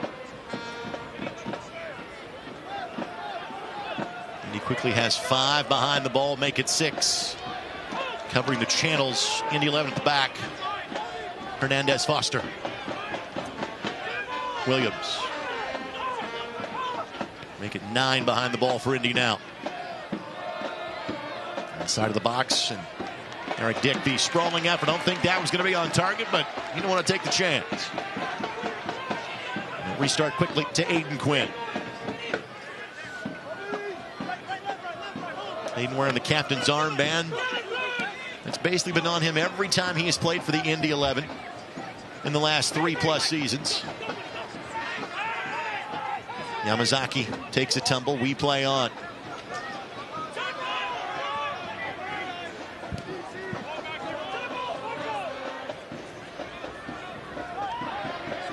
Balance of possession hasn't changed from half number 1. Smith using that speed. Smith has an opportunity. Smith slides it past, and we are tied at a goal apiece. And once Smith had that much space, that did not look good for the Indy 11. He's got 3 goals on the young season, and we're tied in minute number 56. I mean, Darren Smith, a clinical job of taking that ball off his chest. As you'll see here, great ball over the top, takes it off the chest in stride, right down to the ground, gets his head up, finds the back post with his lefty. Really good finish from a guy who clearly knows how to finish. And scored here in this building a year ago. Had 2 in 58 minutes of play, his 3rd brace for the club. Only trails Ben Morris in that stat. He's played for the team for about 35 games. Yeah, it was an interesting kind of breakdown before the long ball over to Smith. Paco Craig had stepped up into the midfield, and Rashid dropped as he should have. But he was just kind of Indy lost their shape there for a moment, and that ball over the top was a great ball, and they're rewarded for it. Give Hernandez Foster credit for the ball that springs Smith forward for the equalizing goal. So now is there one more in this one? Throw coming for Detroit City.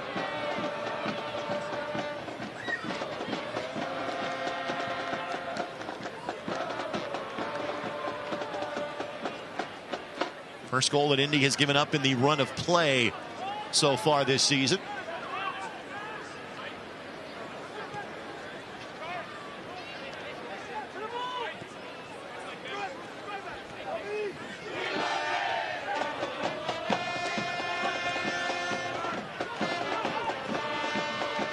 Yamazaki the target.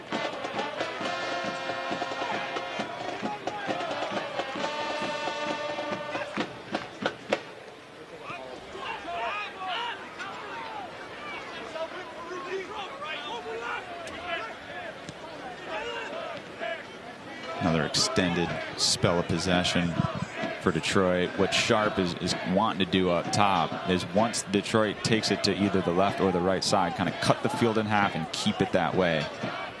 He's done it successfully a couple times, but Detroit's getting a lot of numbers around the ball. Possession at 71% for this match for Detroit. Ball played across and nearly tapped past Eric Dick. That was Cedeno that fed that one to the edge of the 6. Wouldn't be surprised if Coach McCauley goes looking at his bench here soon. This is certainly Detroit all over Indy the last 3-4 minutes. It is even in terms of the scoreboard. It is even in terms of shots taken. But the field doesn't feel that even right now.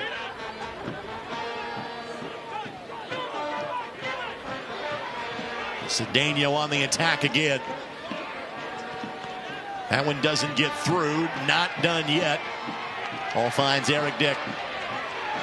I'll tell you, Cedeno's had a great game.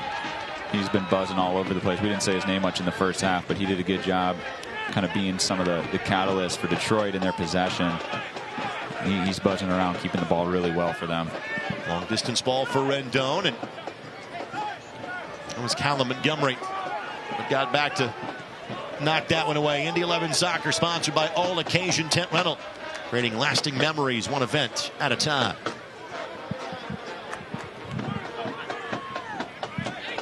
Weak Masanvi, Alejandro Matrano will be the first 2 substitutions for the Indy 11. Ball headed down, and again sneaking behind the Indy 11 defense. It has become all of a sudden porous at the back for the Indy 11. Yeah, back-to-back minutes, back-to-back moments there. Then you get really lucky. It's a great ball to the back post. Aiden Quinn is near him. I'm not sure if that's his guy or Paco Craig's guy. Either way, no one really had him, and Indy dodged a bullet there. First 2 substitutions of the contest.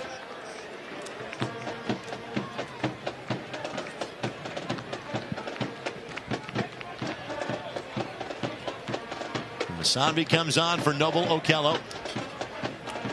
Matrano comes on for Dylan Singh. And frankly, he's going to give Indy 11 an extra defender. So what's going to happen is Matrano will go to the left back role. That'll move Quinn to more of his natural midfield role.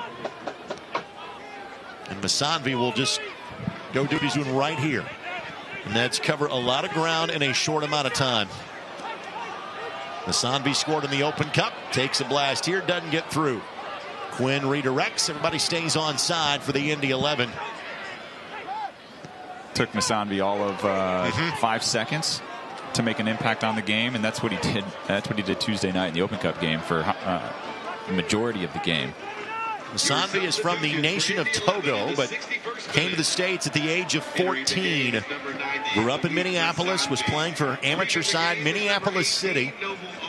They played a friendly against Minnesota United too, and he played so well Minnesota United signed him on the spot. He has spent the majority of the last 4 years playing at the next pro level for Minnesota United. He's added to the Indy 11 roster at the end of training camp, and he has found a role immediately. Has played in as a substitute in each of the first 2 USL Championship matches. And Indy 11 is back in the lead. The ball bounces the right way, and Bruno Rendon steers it home. What a strike with the left. We saw him do something similar, just a quick touch with his right foot in half number 1, and this time just kind of a clearance that went wrong, and Rendon had it lined up properly. 2-1 for the home side at minute number 63. I think it was O'Brien here. Let's see here. Kind of pops out. I think O'Brien maybe gets onto it and kind of redirects it over towards Rendon. He just takes it so well. Rendon, 3 goals a season ago. Yeah, O'Brien with a little header over, just gets it down, puts it on his life, and absolutely strikes it. So give O'Brien the assist. And think about the role that Josh O'Brien now has played in both goals for the Indy 11. Him and Rendon, yeah, but crucial pieces for Indy. And once again, what a great strike.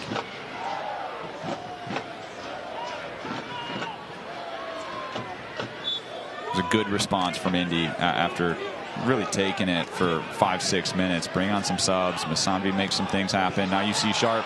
Sharp steps in the way. Can Sharp make it 3? Sharp left foot, no, does not get through.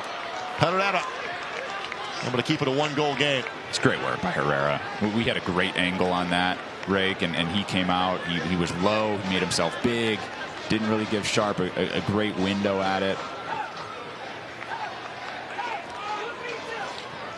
Amazing how the goal can change things, doesn't it? Match feels completely different.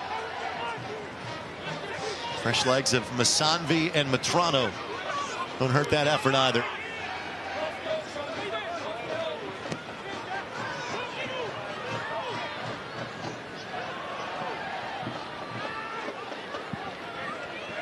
White back there in his kind of safety position when Indy's throwing bodies forward.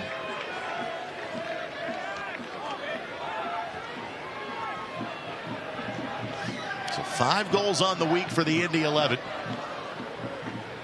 And again, it's been 9 in the last 8 days for Detroit City as well. Indy did not play in the championship last weekend. Detroit had the opening weekend of the season off. So both these teams in week 3 have played once in league action. Things queuing up here for the visitors. But Eric Dick able to go snag that without much of a spot of bother. Yeah, that's easy pickings for Eric Dick. For service from wide for Detroit, it's got to be whipped in. Just too easy for him to come off his line and grab it.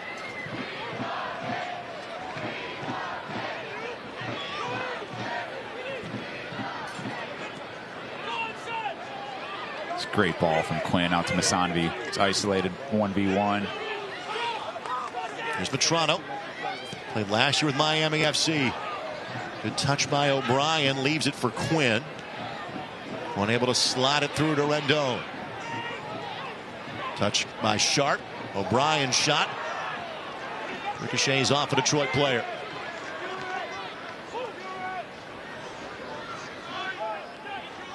Those subs have clearly energized the attack for the Indy 11 and just changed the overall shape of this team.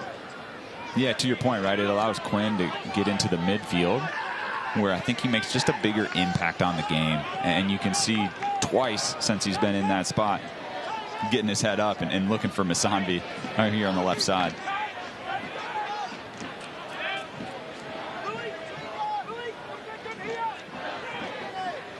I think O'Brien continues to impress in these attacking positions. Yamazaki took a dive. Or is it going to be a foul? I thought that was... Was there some contact there? Yes. But I thought that was kind of self-originated. I think the ref has had a great game, but he completely misses this one. If anything, it's a foul on Detroit for the push-off. But again, no VAR here or no assistant referee from the video standpoint. Tonight's match brought to you by the Keystone Group, specializing in transmission developments, construction, management, and investments. This will be a free kick presented by Cornerstone Family Dentistry. Locations in Carmel, Indianapolis, and Danville. Would be surprised if it's a strike on goal, but with it being so far wide, it's going to take a special hit to beat Eric Dick. Wouldn't be surprised if it's kind of a back post with some guys crashing. And that one rattles off the post. That was not Eric Dick touching it. That was off the post. I said it had to be something special, and it almost was. And Eric's got linebacker size back there, so watch the goal move. Jeez. We have to anchor that thing a little further down on the ground this year here in Indianapolis. And again, that's after last year having a keeper at 6'7". Yeah. That was a good strike.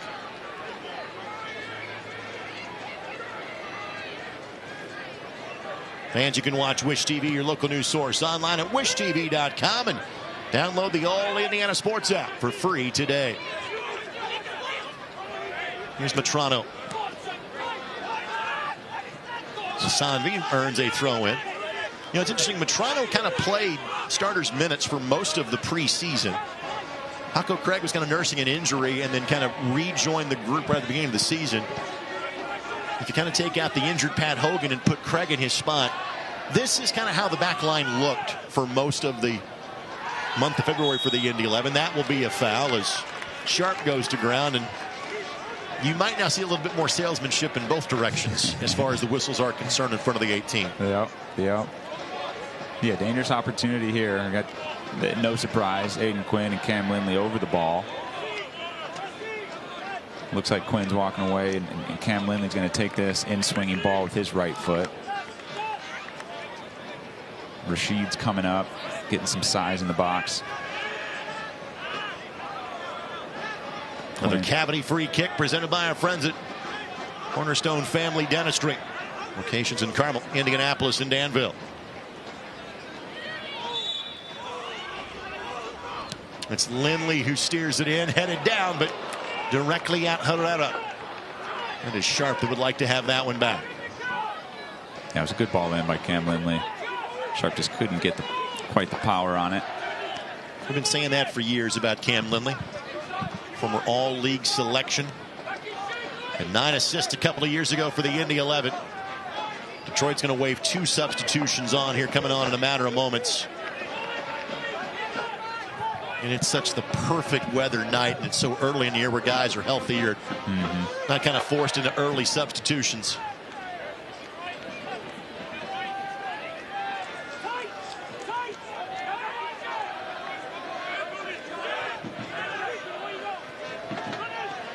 Good combination play to get it to Hernandez Foster.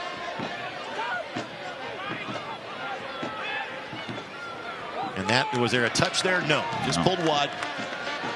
Goal kick coming for Eric Dick. It's important for Indy in those moments to make sure to not foul. Right? Detroit has had a lot of possession, but they've had a hard time creating quality chances on the run of play. Most of their chances have been set pieces, corner kicks. So it's important in those moments not to give up a silly foul 20-25 yards away from your goal. Rashid giving chase. We'll blast this up the field. Chisholm Egbuchulam, who scored a late goal against Brooklyn last week in his league debut. Set to be one of the 2 substitutions coming on board here for Detroit City.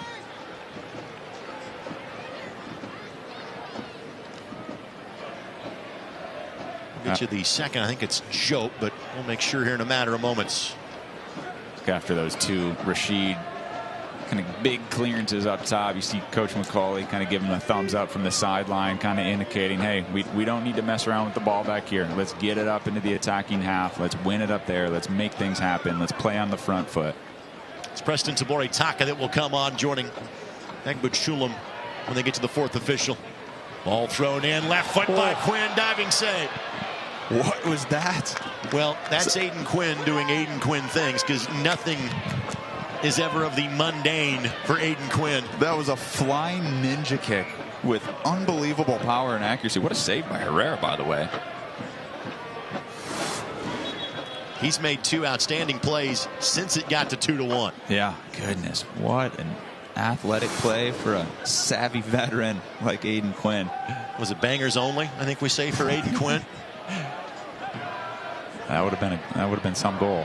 57 goals, 61 assists for Aiden in his time in the USL Championship. Now in year 4 with the Indy 11. Of course, his father, former member of the U.S. men's national team, and These days, the men's soccer coach at the University of San Diego. Foul whistle. And substitutions have made their way to the fourth official. Tamori Taka will come on for Jesse El Cedeno. Cedeno, a veteran of this league, and has found the right fit with Detroit City. And frankly, now you'll see Detroit take a more aggressive attacking posture, as they should, down a goal. Yeah. And Butrulim comes on, replacing Ryan Williams. Cedeno had a really good game. But to your point, 20 minutes left, down a goal. They got to start pushing a little bit, seeing if they play a little bit more direct with these subs. Obviously, Detroit's hoping that their 2 subs impact the game the same way that Indy's 2 subs impacted the game 10 or so minutes ago. Also entering the game is number 26. Indy trying to level their record on the season after losing that opener 13 days ago. And that will be a corner. Our corner brought to us by IBEW 481.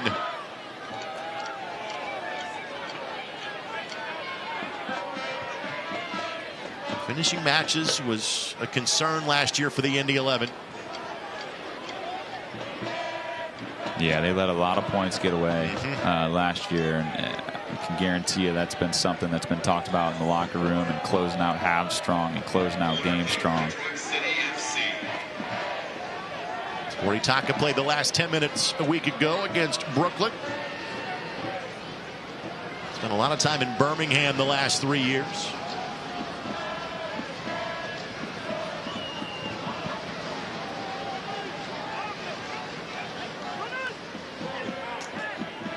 Indy size is definitely having an effect on the way that corners have been played by Detroit City.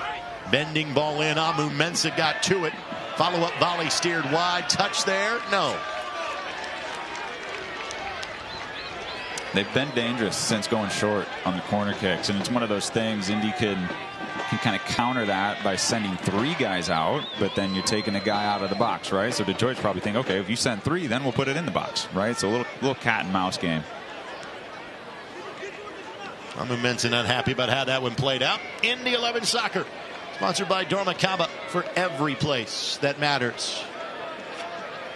This would be an impressive win if Indy can hang on to it.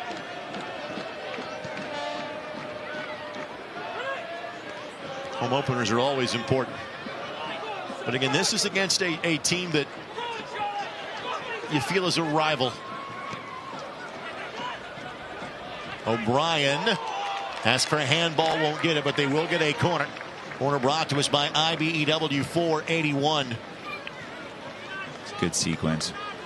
And again, ever since Detroit City got into the league, again, you just kind of feel that these two are more alike than they are unalike.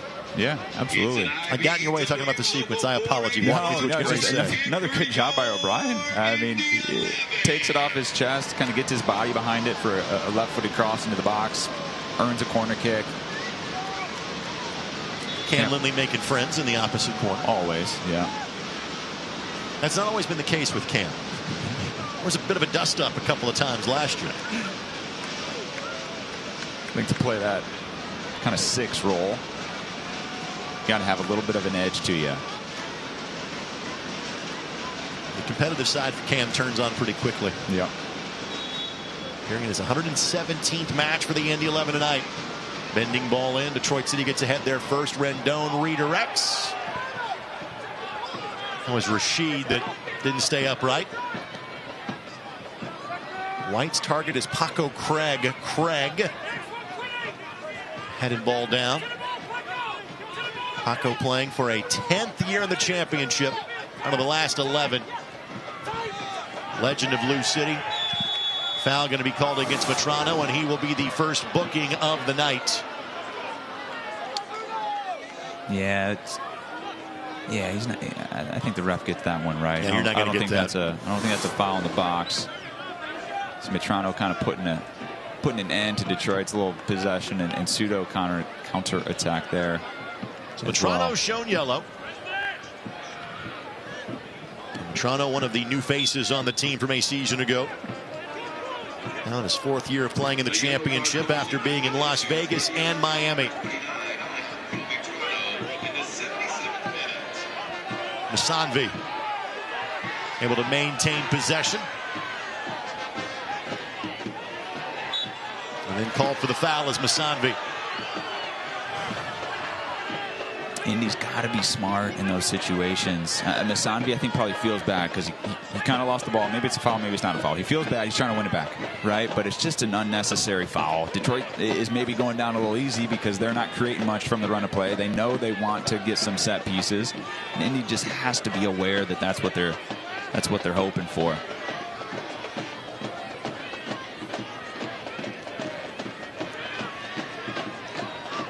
Another cavity-free kick presented by Cornerstone Family Dentistry.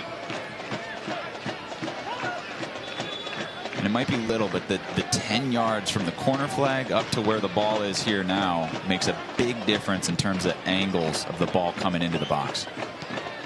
Bending ball in, Eric Dick all over that one. No need for a quick restart here. You're now in the possession business. As I say that, the universal sign for slow down given by Sean McCauley. Masanvi, not the guy you think would play the ball with his head at a generous 5'8". Yeah. Kind of like the time you played with one of the Thompson brothers, and his first goal was with his head against the San Francisco Deltas back in the day. It was Tanner Thompson. Correct. Now an IU assistant coach. That's right.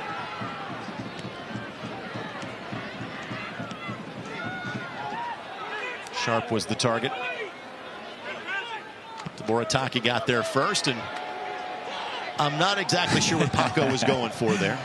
I think the ball was bouncing to him, and he's like, you know what, I haven't pinged a ball yet tonight. Let me just put my laces through this and see what happens. Watch the USL Championship in Spanish on 2DN, the nation's leading Spanish language sports network. Lexington SC takes on Brooklyn FC on March 25th. That's Wednesday, and these Detroit City fellas will take on the Charleston Battery next Saturday, March 28th. Go to USLChampionship.com for complete USL TV listings.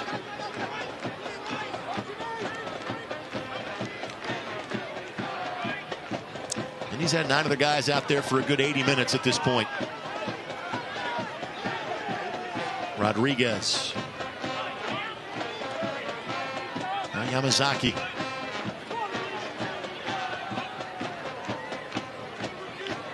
Moritaka could not get it through. Asked for a handball, won't get it. That's been consistently called or not called in both directions all night long. Yeah, I love that. I mean, you can't just give a PK away for a guy smoking a ball into a guy's hand from a yard away. The hand doesn't play the ball in those situations. Alex DeLue will be asked to come on. Detroit area native. Had a really good season for the Western Conference's best team in Tulsa.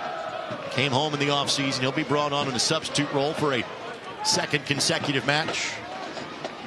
Edward Shiz will be asked to do that for the Indy 11.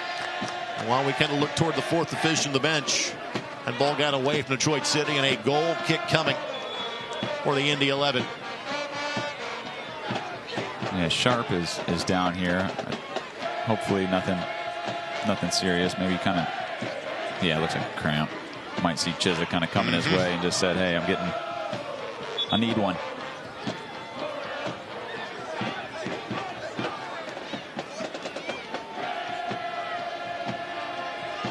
Now it is Joke that will enter at this point. Played similar minutes last week against Brooklyn. Like so many of these players in Detroit, guys that just get there and stay there.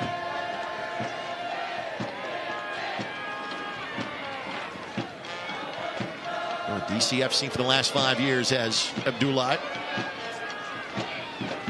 You would think Sharp has played his last. Jope is coming on for Darren Smith. Certainly he did his job tonight. Getting that goal in the open field to level the match ever so briefly. DeLue is coming on for Matez Juf. And Juf went the short way, went out the opposite side. So smart guy. Yep. Detroit's chasing the match and chasing a point. Yeah, 3 new players to the pitch. It's definitely going to change the complexion of the game. We anticipate Detroit maybe going a little bit more direct, sending some numbers forward. See if they have a formation change to go along with that. on cue. We'll update you on other scores from around the league in a matter of moments. Chiswick couldn't get that. He got the start on Tuesday. Frankly, had some chances. He could not convert in the Open Cup.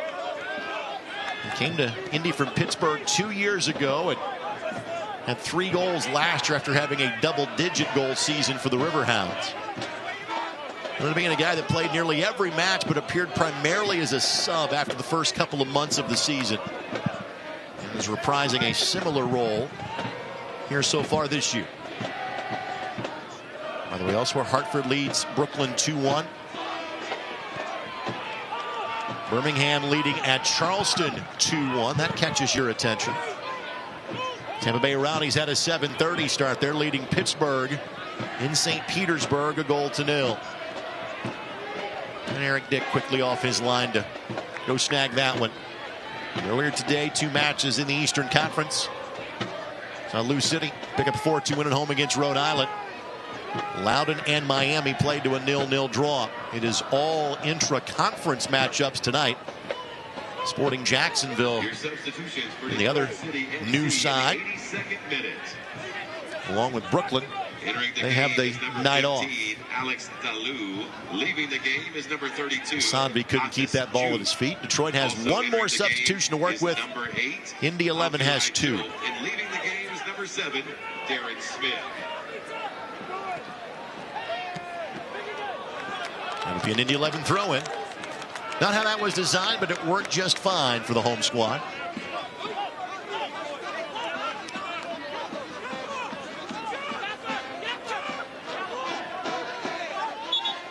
It's going to be an Indy 11 throw, correct? Player down behind the play. Bruno Rendon is asking for assistance. And now our referee sees it. Gives everybody a chance to kind of rest up a little bit. Sometimes it's tough. Early in the season, Rake, you might have played a handful of preseason games, but sometimes that full 90 match fitness isn't quite there, and you see Sharp kind of cramping up here, Rendon kind of cramping up as we get later stages in this game. Well, the thing is that these guys have not played in these weather conditions. That too, yeah. Even though you played indoors, it's frankly warmer for this time of year, even at this stage of the evening. Indy 11 Soccer, sponsored by Hyatt Place. Experience comfort in downtown Indianapolis at Hyatt Place.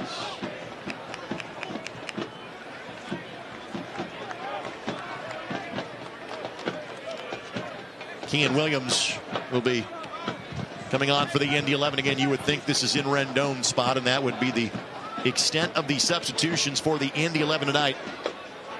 Kean has played in the Canadian Premier League for the last couple of years. Before that, played for Keflavik. Do you know where Keflavik is located, Mr. Ring?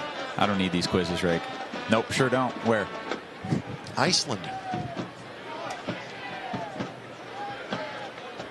Kean, a native of England. Grew up playing in the Leicester City Academy. Played the final minutes against Brooklyn a couple of weeks ago. So we attempt to entertain and educate here in the broadcast. Try, or at least you do. I think I'm 0 for 75 with Greg Straw quizzes. It's more like 0 for 3 or 4. We haven't done this extensively. In the 86th minute. Entering the game is number 10, Kean Williams. Leaving the game is number 27, Bruno Rendon.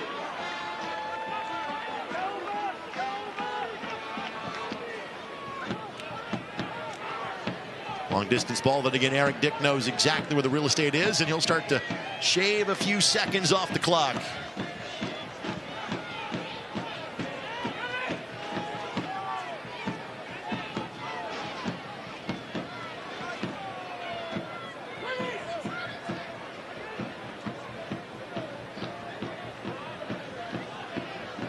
He led 1-0 at the half. Detroit equalized, and Bruno Rendon got the go-ahead goal. Opportunity here for Detroit City as they are charging forward.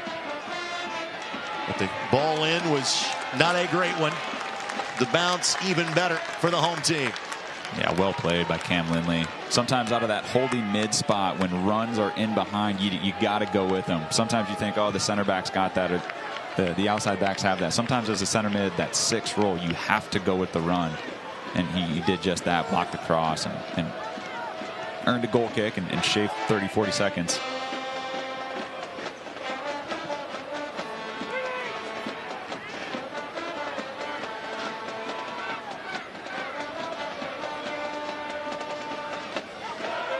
Chiza with Masanvi, and Chiza will learn. You know, Masanvi goes back and tracks it down. Play it into space and let him go get it. Yep, and Masanvi's telling him that here now. Hey, put me in.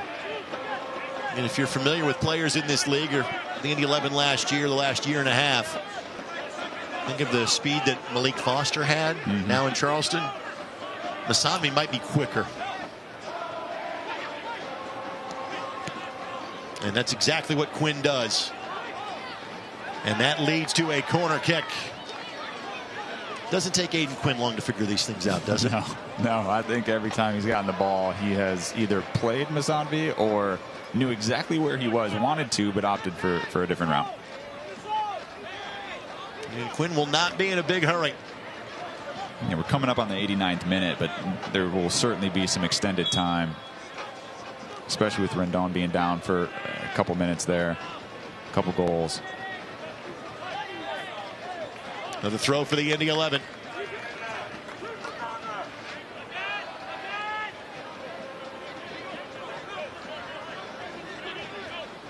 Indy on the road in Hartford next Saturday. Our next broadcast will be in 2 weeks when the Indy 11 play host to Pittsburgh, and that will be a corner coming. Our corner's brought to us by IBEW 481. It's exactly what you want to see when you sub Chiza in up top for Sharp. Back-to-back plays. Earned some extended time off the clock for Indy 11. Took it to the corner, earned a corner kick. Ken Lindley's taking his time getting over to it as the clock just keeps ticking. So this may be campfire time for the Indy 11 here. Chiza does exactly that. Just step on it. Trying to play keep away. Yamazaki comes out of there with it. Then Matrano gives the foul. And Matrano already sitting on a yellow. He'll quickly sprint back the other way. By the way, this match is brought to us by your Central Indiana Ford dealers, proud sponsor of Indy 11 Soccer.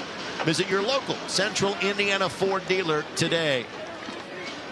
Glance toward the 4th official and see exactly how much additional time this match is going to have in it. That is Salvador Flores. As Amu Mensah charges forward. 5 minutes is what is left in this one. This one tantalizing for the visitors, but ended up being about a 3-car pileup inside of the 6. Players down from both sides, and again, both teams have used their full complement of subs. It is Paco Craig that will take an extra moment. Indy 11 Soccer is sponsored by the Denny Companies. Tearing down the past so you can build the future. Paco with my favorite nugget about a visiting player the last decade and now plays for the home side. His dad, the bassist and one of the founders of the band Culture Club. Brad, I hope you're old enough to at least know who I'm referencing when I say Culture I knew Club. I was going to let you down one more time on this game. Eric Dick couldn't get there. Ball sent in, swept away by Indy. Not done yet. Net blast up and over the bar. It did take a turn. It will be a corner. Detroit going to go quickly. The corner brought to us by IBEW 481. Nervy moments here in the closing stretch for Indy. Hernandez Foster. Tabori Taka's shot does not get through. We'll repeat. Another corner brought to us by IBEW 481. Going short again. Indy's got to get organized. Yeah, here comes Masanvi. Going short and quick. Masanvi races out. Got ahead to it. O'Brien,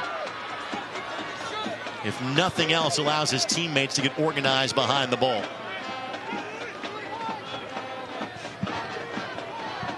Can you close games out in the final 5 minutes? That was a problem for this Indy 11 team last year. Part of the reason why they missed the playoffs for the first time in 3 years. Masanvi steps on it, plays it off of Tabori Taka. Again, it will be another corner presented by IBEW 481. Lindley takes a tumble. I mean, Cam Lindley knows what he's doing there, but you also can't just truck someone over with no repercussions.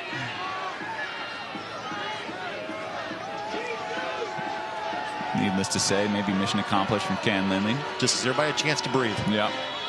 Just slows the rhythm down a little bit. And Eric Dick able to snag that one, no problem. God, he's been good. He has been good, especially on, I mean, all the high balls, the crosses, the corners. How many has he come out and just snagged? Almost ripping the goal off its hinges multiple times. Played at Carmel High School, played at Butler University, spent 5 years playing for Paul Snape at Butler. Former first-round pick in the MLS Super Draft by Sporting Kansas City. Spent time with KC, with Columbus, with Minnesota. Now one of the better netminders in this league, and he is so happy to be home. See his dad at every team function. Foul called against Masanvi. We're looking at 90 seconds plus left to go in this match for Indy to see this one through and claim a 2-1 victory. Trying to send the home fans happy for home match number 1.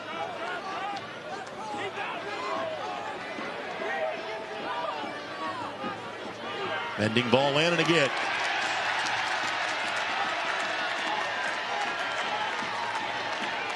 Eric Dick able to snag that one without much problem.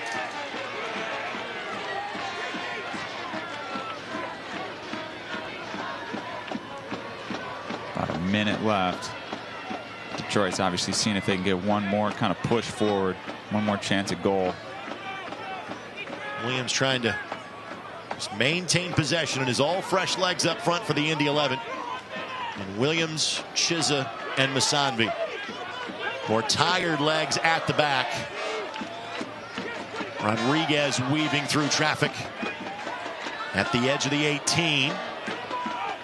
Williams tracked back to help defensively. Ball gets through.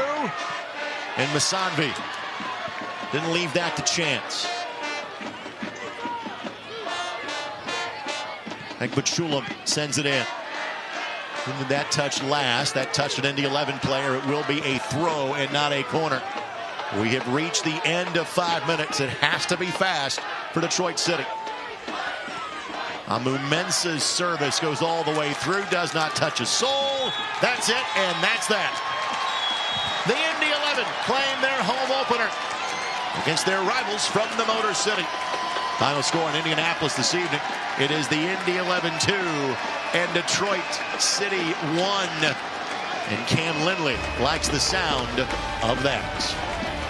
Hayden White gave it his all for the Indy 11 tonight. So too did all of his teammates, and the fans appreciate the effort as you're watching on My Indy TV and CBS Sports Galazo.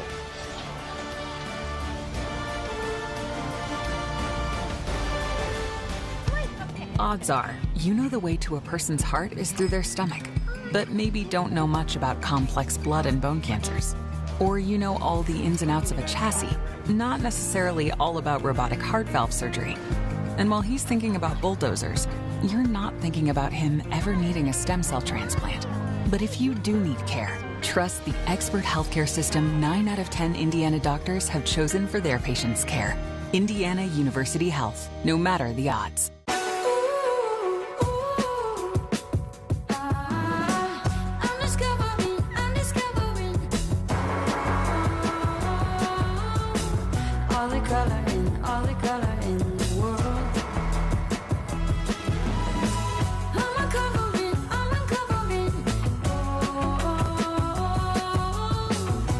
Bring color to life with the very best paint, only at your Sherwin-Williams store.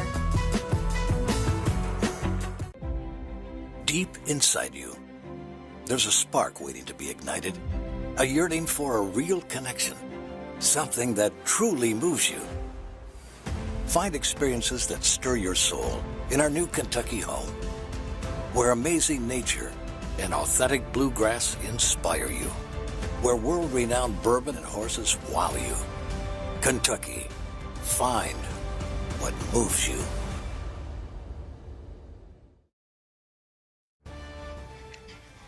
Tonight's match is presented by your Central Indiana Ford dealers, a proud sponsor of Indy 11 Soccer.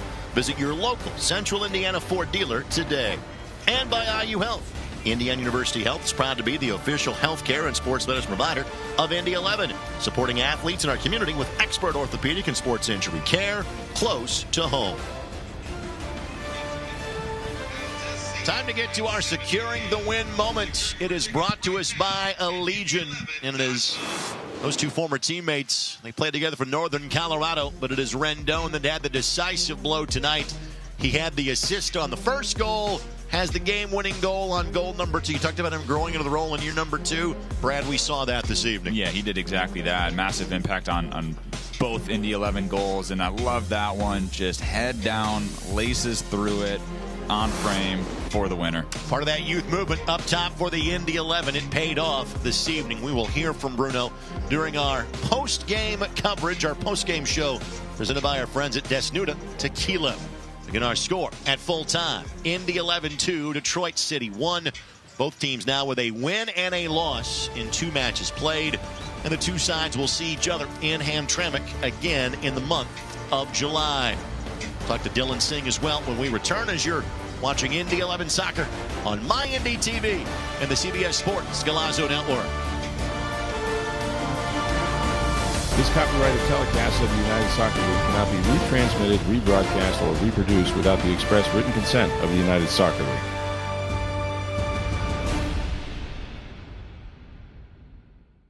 Imagine a health insurance company that could look beyond doctors' offices and hospitals and help its members find what they need to actually live healthier lives, like a stable job, dependable transportation, or a safe place to live. Well, that health insurance company is not only real, but making a real difference right now. At CareSource, we're removing barriers. We're improving lives. We're reimagining health insurance.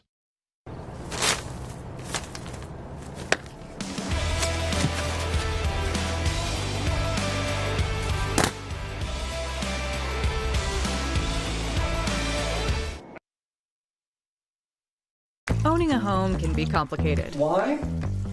Oops. How am I going to explain this to your mother? She hasn't even been gone 2 hours. You know what? I'm just going to call him. Pros for over 80 years. AES Indiana is dedicated to providing you with smart energy solutions that power our lives. Our energy efficiency programs help you save energy and money. From rebates on lighting and smart thermostats to appliance pickup and recycling, you can take advantage of cleaner, more cost-effective energy solutions right here, right now. IPL is now AES Indiana. We are accelerating the future of energy together.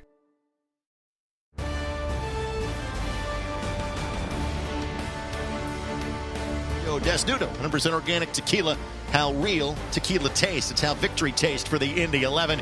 A 2-1 win against Detroit City. And joining us now, a man that scores a goal in his home Indy 11 debut. It is Dylan Singh that joins us now. Dylan, congratulations on the win. How are you feeling after this one? Oh, I feel great. This was like the best home opener I could have ever dreamed of, and I thought it was a great performance from us. I thought everybody put in some really hard work, and I thought we deserved the 2-1 win tonight. Playing 2 years at the next pro level, and I read off the stats, you had 8 goals in each of the last 2 seasons. How did this feel different to you playing in Indianapolis tonight? Oh, I felt like there was a lot of passion. I felt it from the fans tonight, from my teammates. I really enjoyed it. I thought it felt very professional, and just what a home opener. It felt amazing. Dylan, congrats on the goal. Talk to us about kind of what you were seeing as that play was unfolding down the right side with O'Brien and Rendon. I thought we did great to switch the field.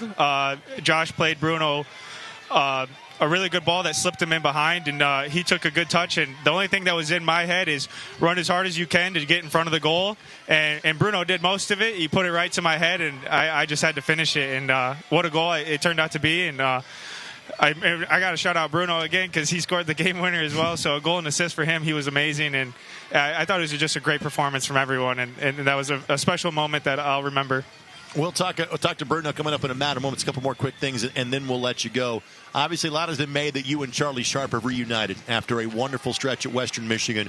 What is it like to be not just his teammate, but frankly his strike partner again these first 2 games of the season? Yeah, I mean, that's it's one of my best friends. So off the field, we get along, and on the field, we know what each other like. And I hope throughout the season, not just we will see that, but the fans will see that too and get to enjoy it. So just happy to be back with him and happy to be in Indy. It's been amazing so far. Final thing before we let you go, what was the friends and family count like for you here at tonight's game? How many tickets were you out for this evening's game? I had 6, but I had some other people show up, and that was awesome. Just to be around home and to play here has been just it's been a blessing, and I'm just super excited for the rest of the season. Well, go catch up with them here at the match. Congrats on the win. Thank you so much. Dylan Singh kind enough to join us, and he referenced what Bruno Rendon was able to do. Bruno's game-winning shot is going to be our Desnuda Tequila shot of the game. Desnuda, 100% organic tequila. How real tequila tastes. It's going to be Dylan's effort that is our shot of the game. Brad, walk us through the play. Yeah, it's a fantastic ball through to O'Brien, from O'Brien to Rendon and Singh. Just like he said, what was he thinking? Run to the ball fast, and Rendon found him, and he buried the header. Why is that spot so dangerous in soccer? When the ball gets there between the 18 and 6 and everybody has to turn, yeah, that's that exactly works for everybody. Oh, it's so hard as a center back because you're sprinting back at your goal, but yet have to locate the ball, locate the runner. There's just a lot of moving pieces, and that cut back ball that Rendon played is so dangerous. You can't ask for more than a goal and an assist and a winning effort, and Bruno Rendon has that now. He joins us. Congratulations, my friend. How you feeling after that one? Man, I'm feeling great. First home game back to the Kerry Stadium in front of this beautiful crowd. I couldn't ask for more, to be honest. How does it feel different for you in year number 2 in this level compared to a season ago? I think last year I was playing more like as a defender. This year I have the chance to put myself more in the attacking position. So I feel like I can help the team a little bit more on that standpoint, as a striker. So yeah. Yeah, explain that the goal, the chip, and the cross. We watched back several times. That was an amazing play. But your strike with the left foot was amazing. O'Brien seemed to win the ball, get it to you. Nice prep touch. But talk to me through kind of what you saw and experienced there in that moment. Oh man, it reminded me like my first goal from last year in Lexington. I think it was the same thing, kind of the same thing, left footed. I just saw O'Brien. He headed the ball to my chest. I take a touch, and I didn't think about it. I was like, okay, first time hit it. Boom. He got a little bit deflected, but goal is a goal. Yeah, what about O'Brien? He impacted both goals, obviously playing in a little bit of a different position than he contributed last year. What do you think about that? Oh, he was so good. He was unbelievable tonight. I mean, he kind of read that run that I made pretty good, and he knows that I'm always going to make those runs, and he just put it on the space, and I just made the run and just crosser. And Dylan, unbelievable. Shout out to him for that. Final thing before go ahead, Bruno. I'm sorry. No, you're good. You're good. Final thing before we let you go. One of the things that Sean has talked about repeatedly in the offseason, team wanted to get younger and more athletic. How does that affect you in the way that you want to play this game? It doesn't affect me at all, to be honest. I feel like the energy that the new guys in the team are putting on the game is unbelievable, and they're hungry. So do I. So yeah, I think we have a great group, and I think we're gonna get something this year. Go get off your feet and enjoy it. Congrats on the win. Thank you very much. Have a good night. Yeah. Bruno Rendon, you do the same. Bruno Rendon, kind enough to join us again. Both a goal and an assist. The second game of league seasons have been good to him. He had a goal in game number 2 last year in Lexington. Has both a goal and an assist tonight. We'll take this quick timeout. When we come back, we'll be joined by the head coach of the Indy 11, and Sean McCauley, as the Desnuda Tequila postgame show continues on next as you're watching Indy 11 Soccer on My Indy TV 23. Deep inside you, there's a spark waiting to be ignited, a yearning for a real connection, something that truly moves you. Find experiences that stir your soul in our new Kentucky home, where amazing nature and authentic bluegrass inspire you. Where world-renowned bourbon and horses wow you. Kentucky. Find what moves you. Meet Zach. Day and night, rain or shine, even just out for a spin, Zach gets around. But we know Zach, and at Indiana Members Credit Union, we know he's been saving up to trade up. IMCU is here to help Zach and you drive your dream. Now get financing as low as 5.24% APR on a new or used vehicle. Today, it's all about Zach. Tomorrow, it's all about you. Because at IMCU, it's you that matters.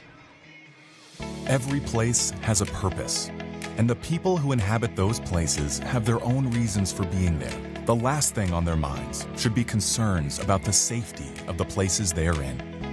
When it comes to security and safety for all the places that matter, Dormakaba offers a seamless flow of integrated solutions that allow people to move securely about their daily lives.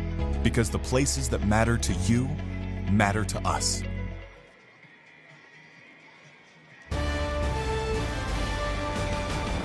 The Indy 11 were a well-oiled machine tonight. They are in the post-game show, too. Talked to two players right off the top, and now the happy head coach of the Indy 11, and Sean McCauley.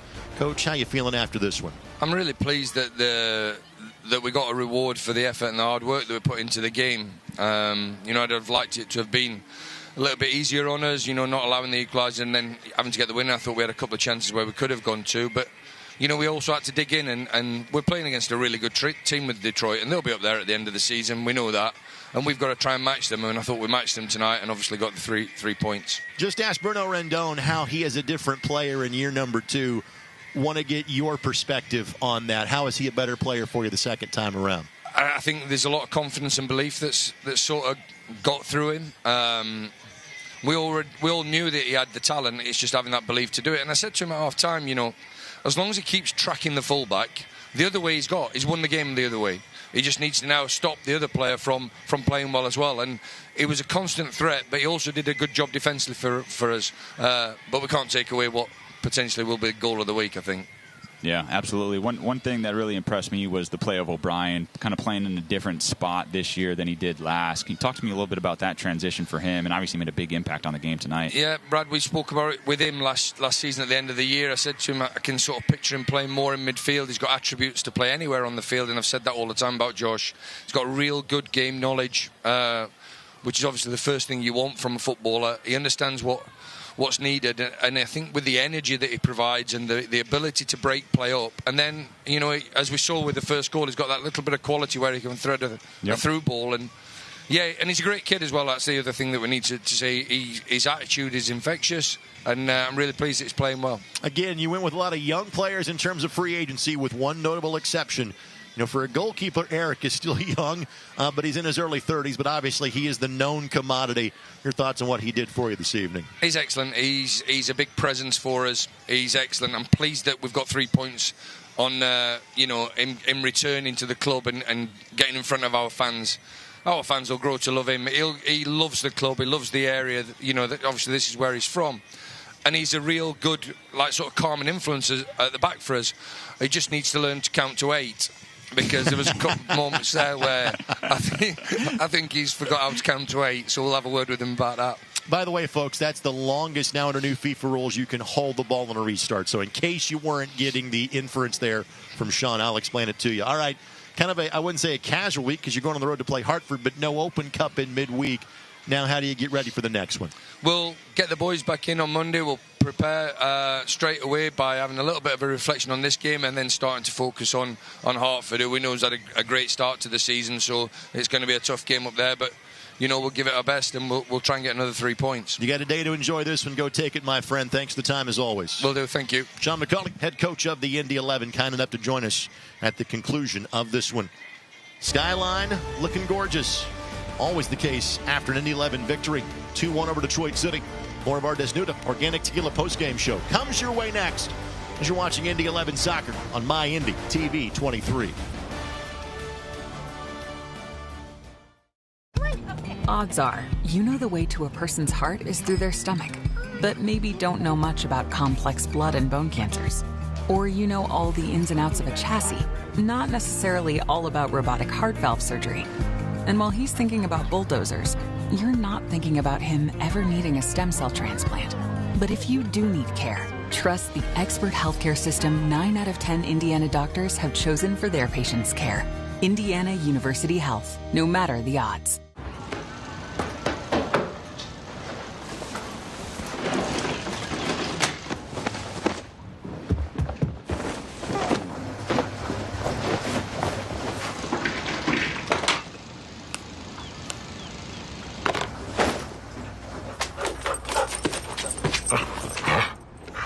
With more features to keep your account safe and secure.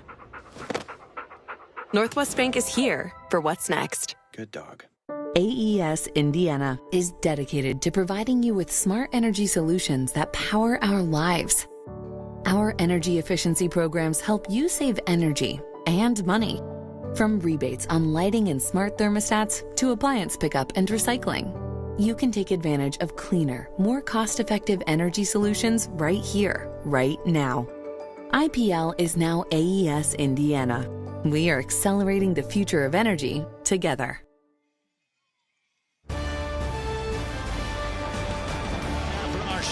Lockdown play of the game, and it was the overall defensive effort late. It was not easy in those opening 5 minutes of stoppage time to hang on to a 2-1 lead. No, it wasn't, but Eric Dick comes up big, Rashid comes up big, and Indy weathers the storm late. So again, after a disappointing loss to a brand new team in Brooklyn 13 days ago, since that time, you have an off weekend. You have a really impressive performance in Open Cup again against a largely amateur team. I thought Sean said it very well. Detroit's been a playoff team the last 4 years, and the expectation is they'll be a playoff team again this year. That was a really good win for a kind of Indy 11 team that's still kind of being formed this early in the season. Yeah, and wins like this early in the year, at home, in front of your fans, can go a long way of kind of building a culture and a standard within not only the club, but just the season in general. So huge home win here for Indy. And I think what we also have with this group is we have a general idea as to how they're going to play. Again, this is not going to be a possession team. This is going to be a team that's going to use that size and speed. They're going to play the big ball down the middle. But already 2 games in, this group kind of has an idea of this is how we get it done. And tonight, the result backed that up. Yeah, and they, they're kind of a little bit younger, a little bit more athletic, more height. They've kind of checked all those boxes here in the offseason and obviously kind of early in the season. With this win, good indicator of maybe how that's going to go. Now, they'll need to be able to adapt and play different ways and continue to improve on that style, but a good start for Indy 11. Another thing you got to remember, too, is the guy that has been your best goal scorer the last couple of years hasn't played that yet this year. And, again, the idea is that Jack Blake is going to be back sooner rather than later for this team. Again, he's a veteran. He's north of 30. You want to rush a back injury early in the season, but your best goal-scoring threat will be rejoining you in a matter of moments. And he's going to help a ton with possession and creating chances, right? Even if he's not the one finishing it, his ability to keep the ball for the team, to understand the rhythm of the game, when to speed it up, when to slow it down, when to attack, when to hold back. He is such a good player, and he's going to make a massive impact when he joins the team. And again, you noted this, and we'll get to highlights here in a matter of moments. If there is kind of a story within the team, it is the role that Josh O'Brien has found. Again, he was part of the mix as a defender. He's a threat as a midfielder for this team. I love that read by both he and Coach McCauley. 100%. And don't get me wrong, he did a great job last year in that position. But early signs here this year is he's having a bigger impact on the game in this attacking mid kind of 8 role, where he can use his speed, he can use his athleticism, he can cover all sorts of ground. Oh, and then when he gets the ball in these attacking positions, he's got a bit of quality that I don't think many people knew he had. All right, with that, let's get to the highlights from tonight's match. Again, took a lot of shots to get that first goal. Both teams a bit more efficient in their chances in half number 2. This is goal number 1, and again, it was Rendon using the speed on service from O'Brien, headed home by Dylan Singh. Yeah, talking about quality, it was an unbelievable ball from O'Brien, then from Rendon, and then Singh does exactly what strikers are supposed to do: run to the spot, header it down. There are few players in this league that are as good in open space as Darren Smith. He has scored now 13 times in about 30 matches or so playing for Detroit City. Yeah, it's what he does. He puts the ball in the back of the net. Not only that, he is really good in possession too. Just a real good all-around player who punished Indy tonight. But then you see the winner here, O'Brien, kind of redirects the header to Rendon, who puts it down and just laces through it with his left foot for the winner. Indy only was level in this match for about 5 minutes after the last 50. And again, we show you the goals. Let's show you the shot stopper. Again, one or two of these spectacular variety, but most importantly, just solid from Eric Dick tonight. Solid, yeah. I mean, he makes difficult saves look way easier than they are. He took out the goalpost 2 or 3 times. He came out and took all sorts of crosses. Like, there was at least 10 of those where he came out and just owned his box. 5 saves for Eric Dick in his, once again, return home for the Indy 11. That possession stat is not a typo. Indy wins a match with 29% of the possession. What's crazy is that with 30% of the possession, they still had more shots and more shots on target than did Detroit City. Yeah, not only that, the corners 11-5. I mean, you look at that outside of the score line, and you think, man, Detroit probably won that game. But it's not about how you get there. It's what you do, creating chances in front of goal, and how you either do or do not put them in the goal. So Indy with their first win of the season in match number 2 after winning their opener. Detroit City sitting on 3 points through 2 matches played as well. Again, Indy now goes on the road to play Hartford Athletic.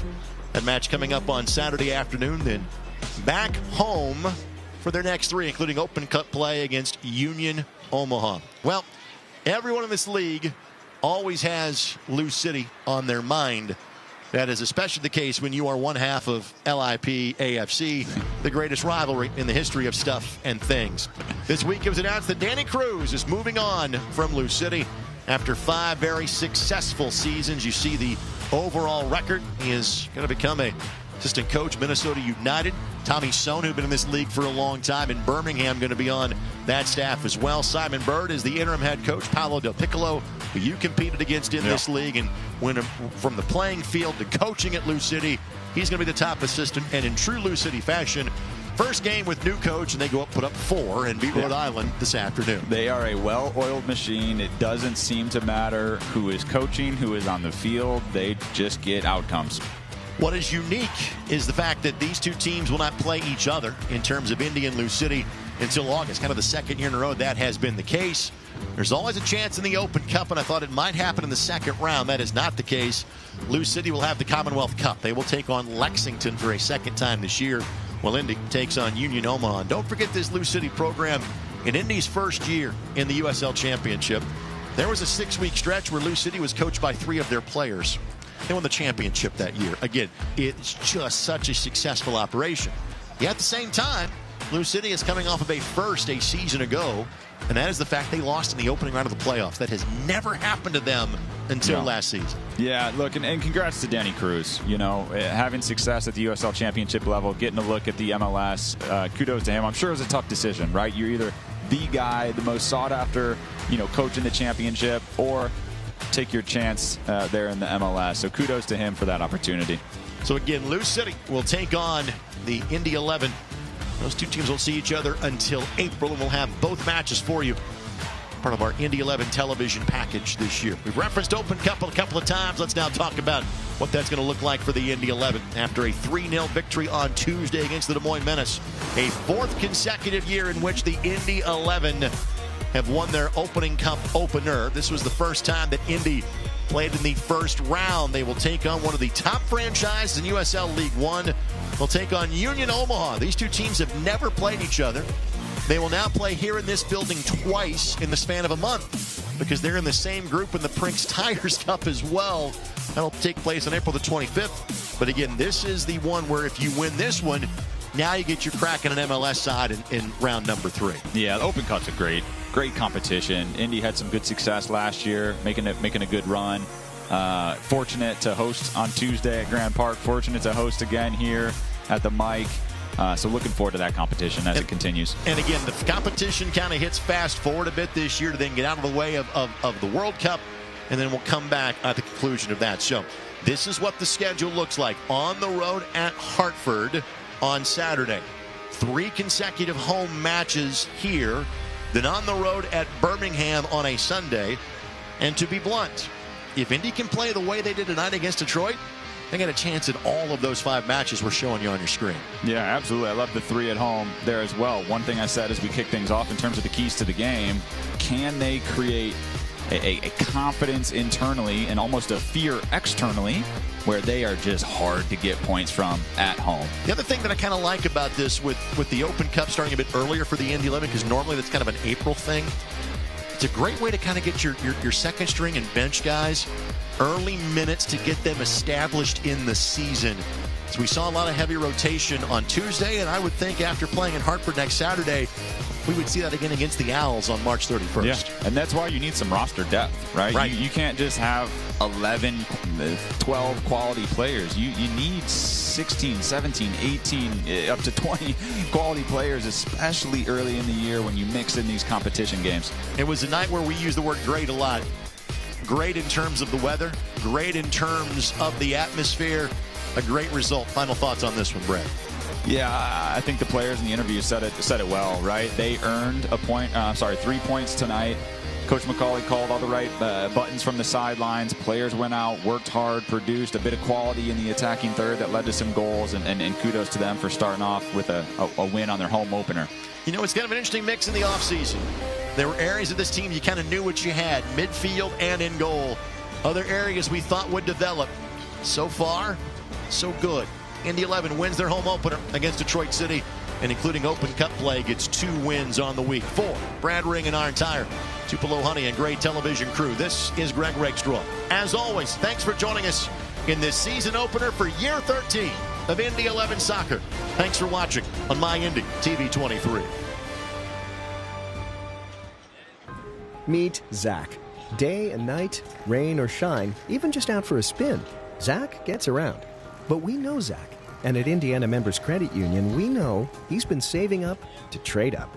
IMCU is here to help Zach and you drive your dream. Now get financing as low as 5.24% APR on a new or used vehicle. Today, it's all about Zach. Tomorrow, it's all about you. Because at IMCU, it's you that matters. In Kentucky, we're moving forward together. Our businesses are winning, and our families are thriving. Because Kentucky is a place where business is fast, but the pace of life is just right. Now, we're looking at a new Kentucky, one where good jobs and a good life are possible for everyone. Y'all interested? We don't blame you. So come explore your new Kentucky home.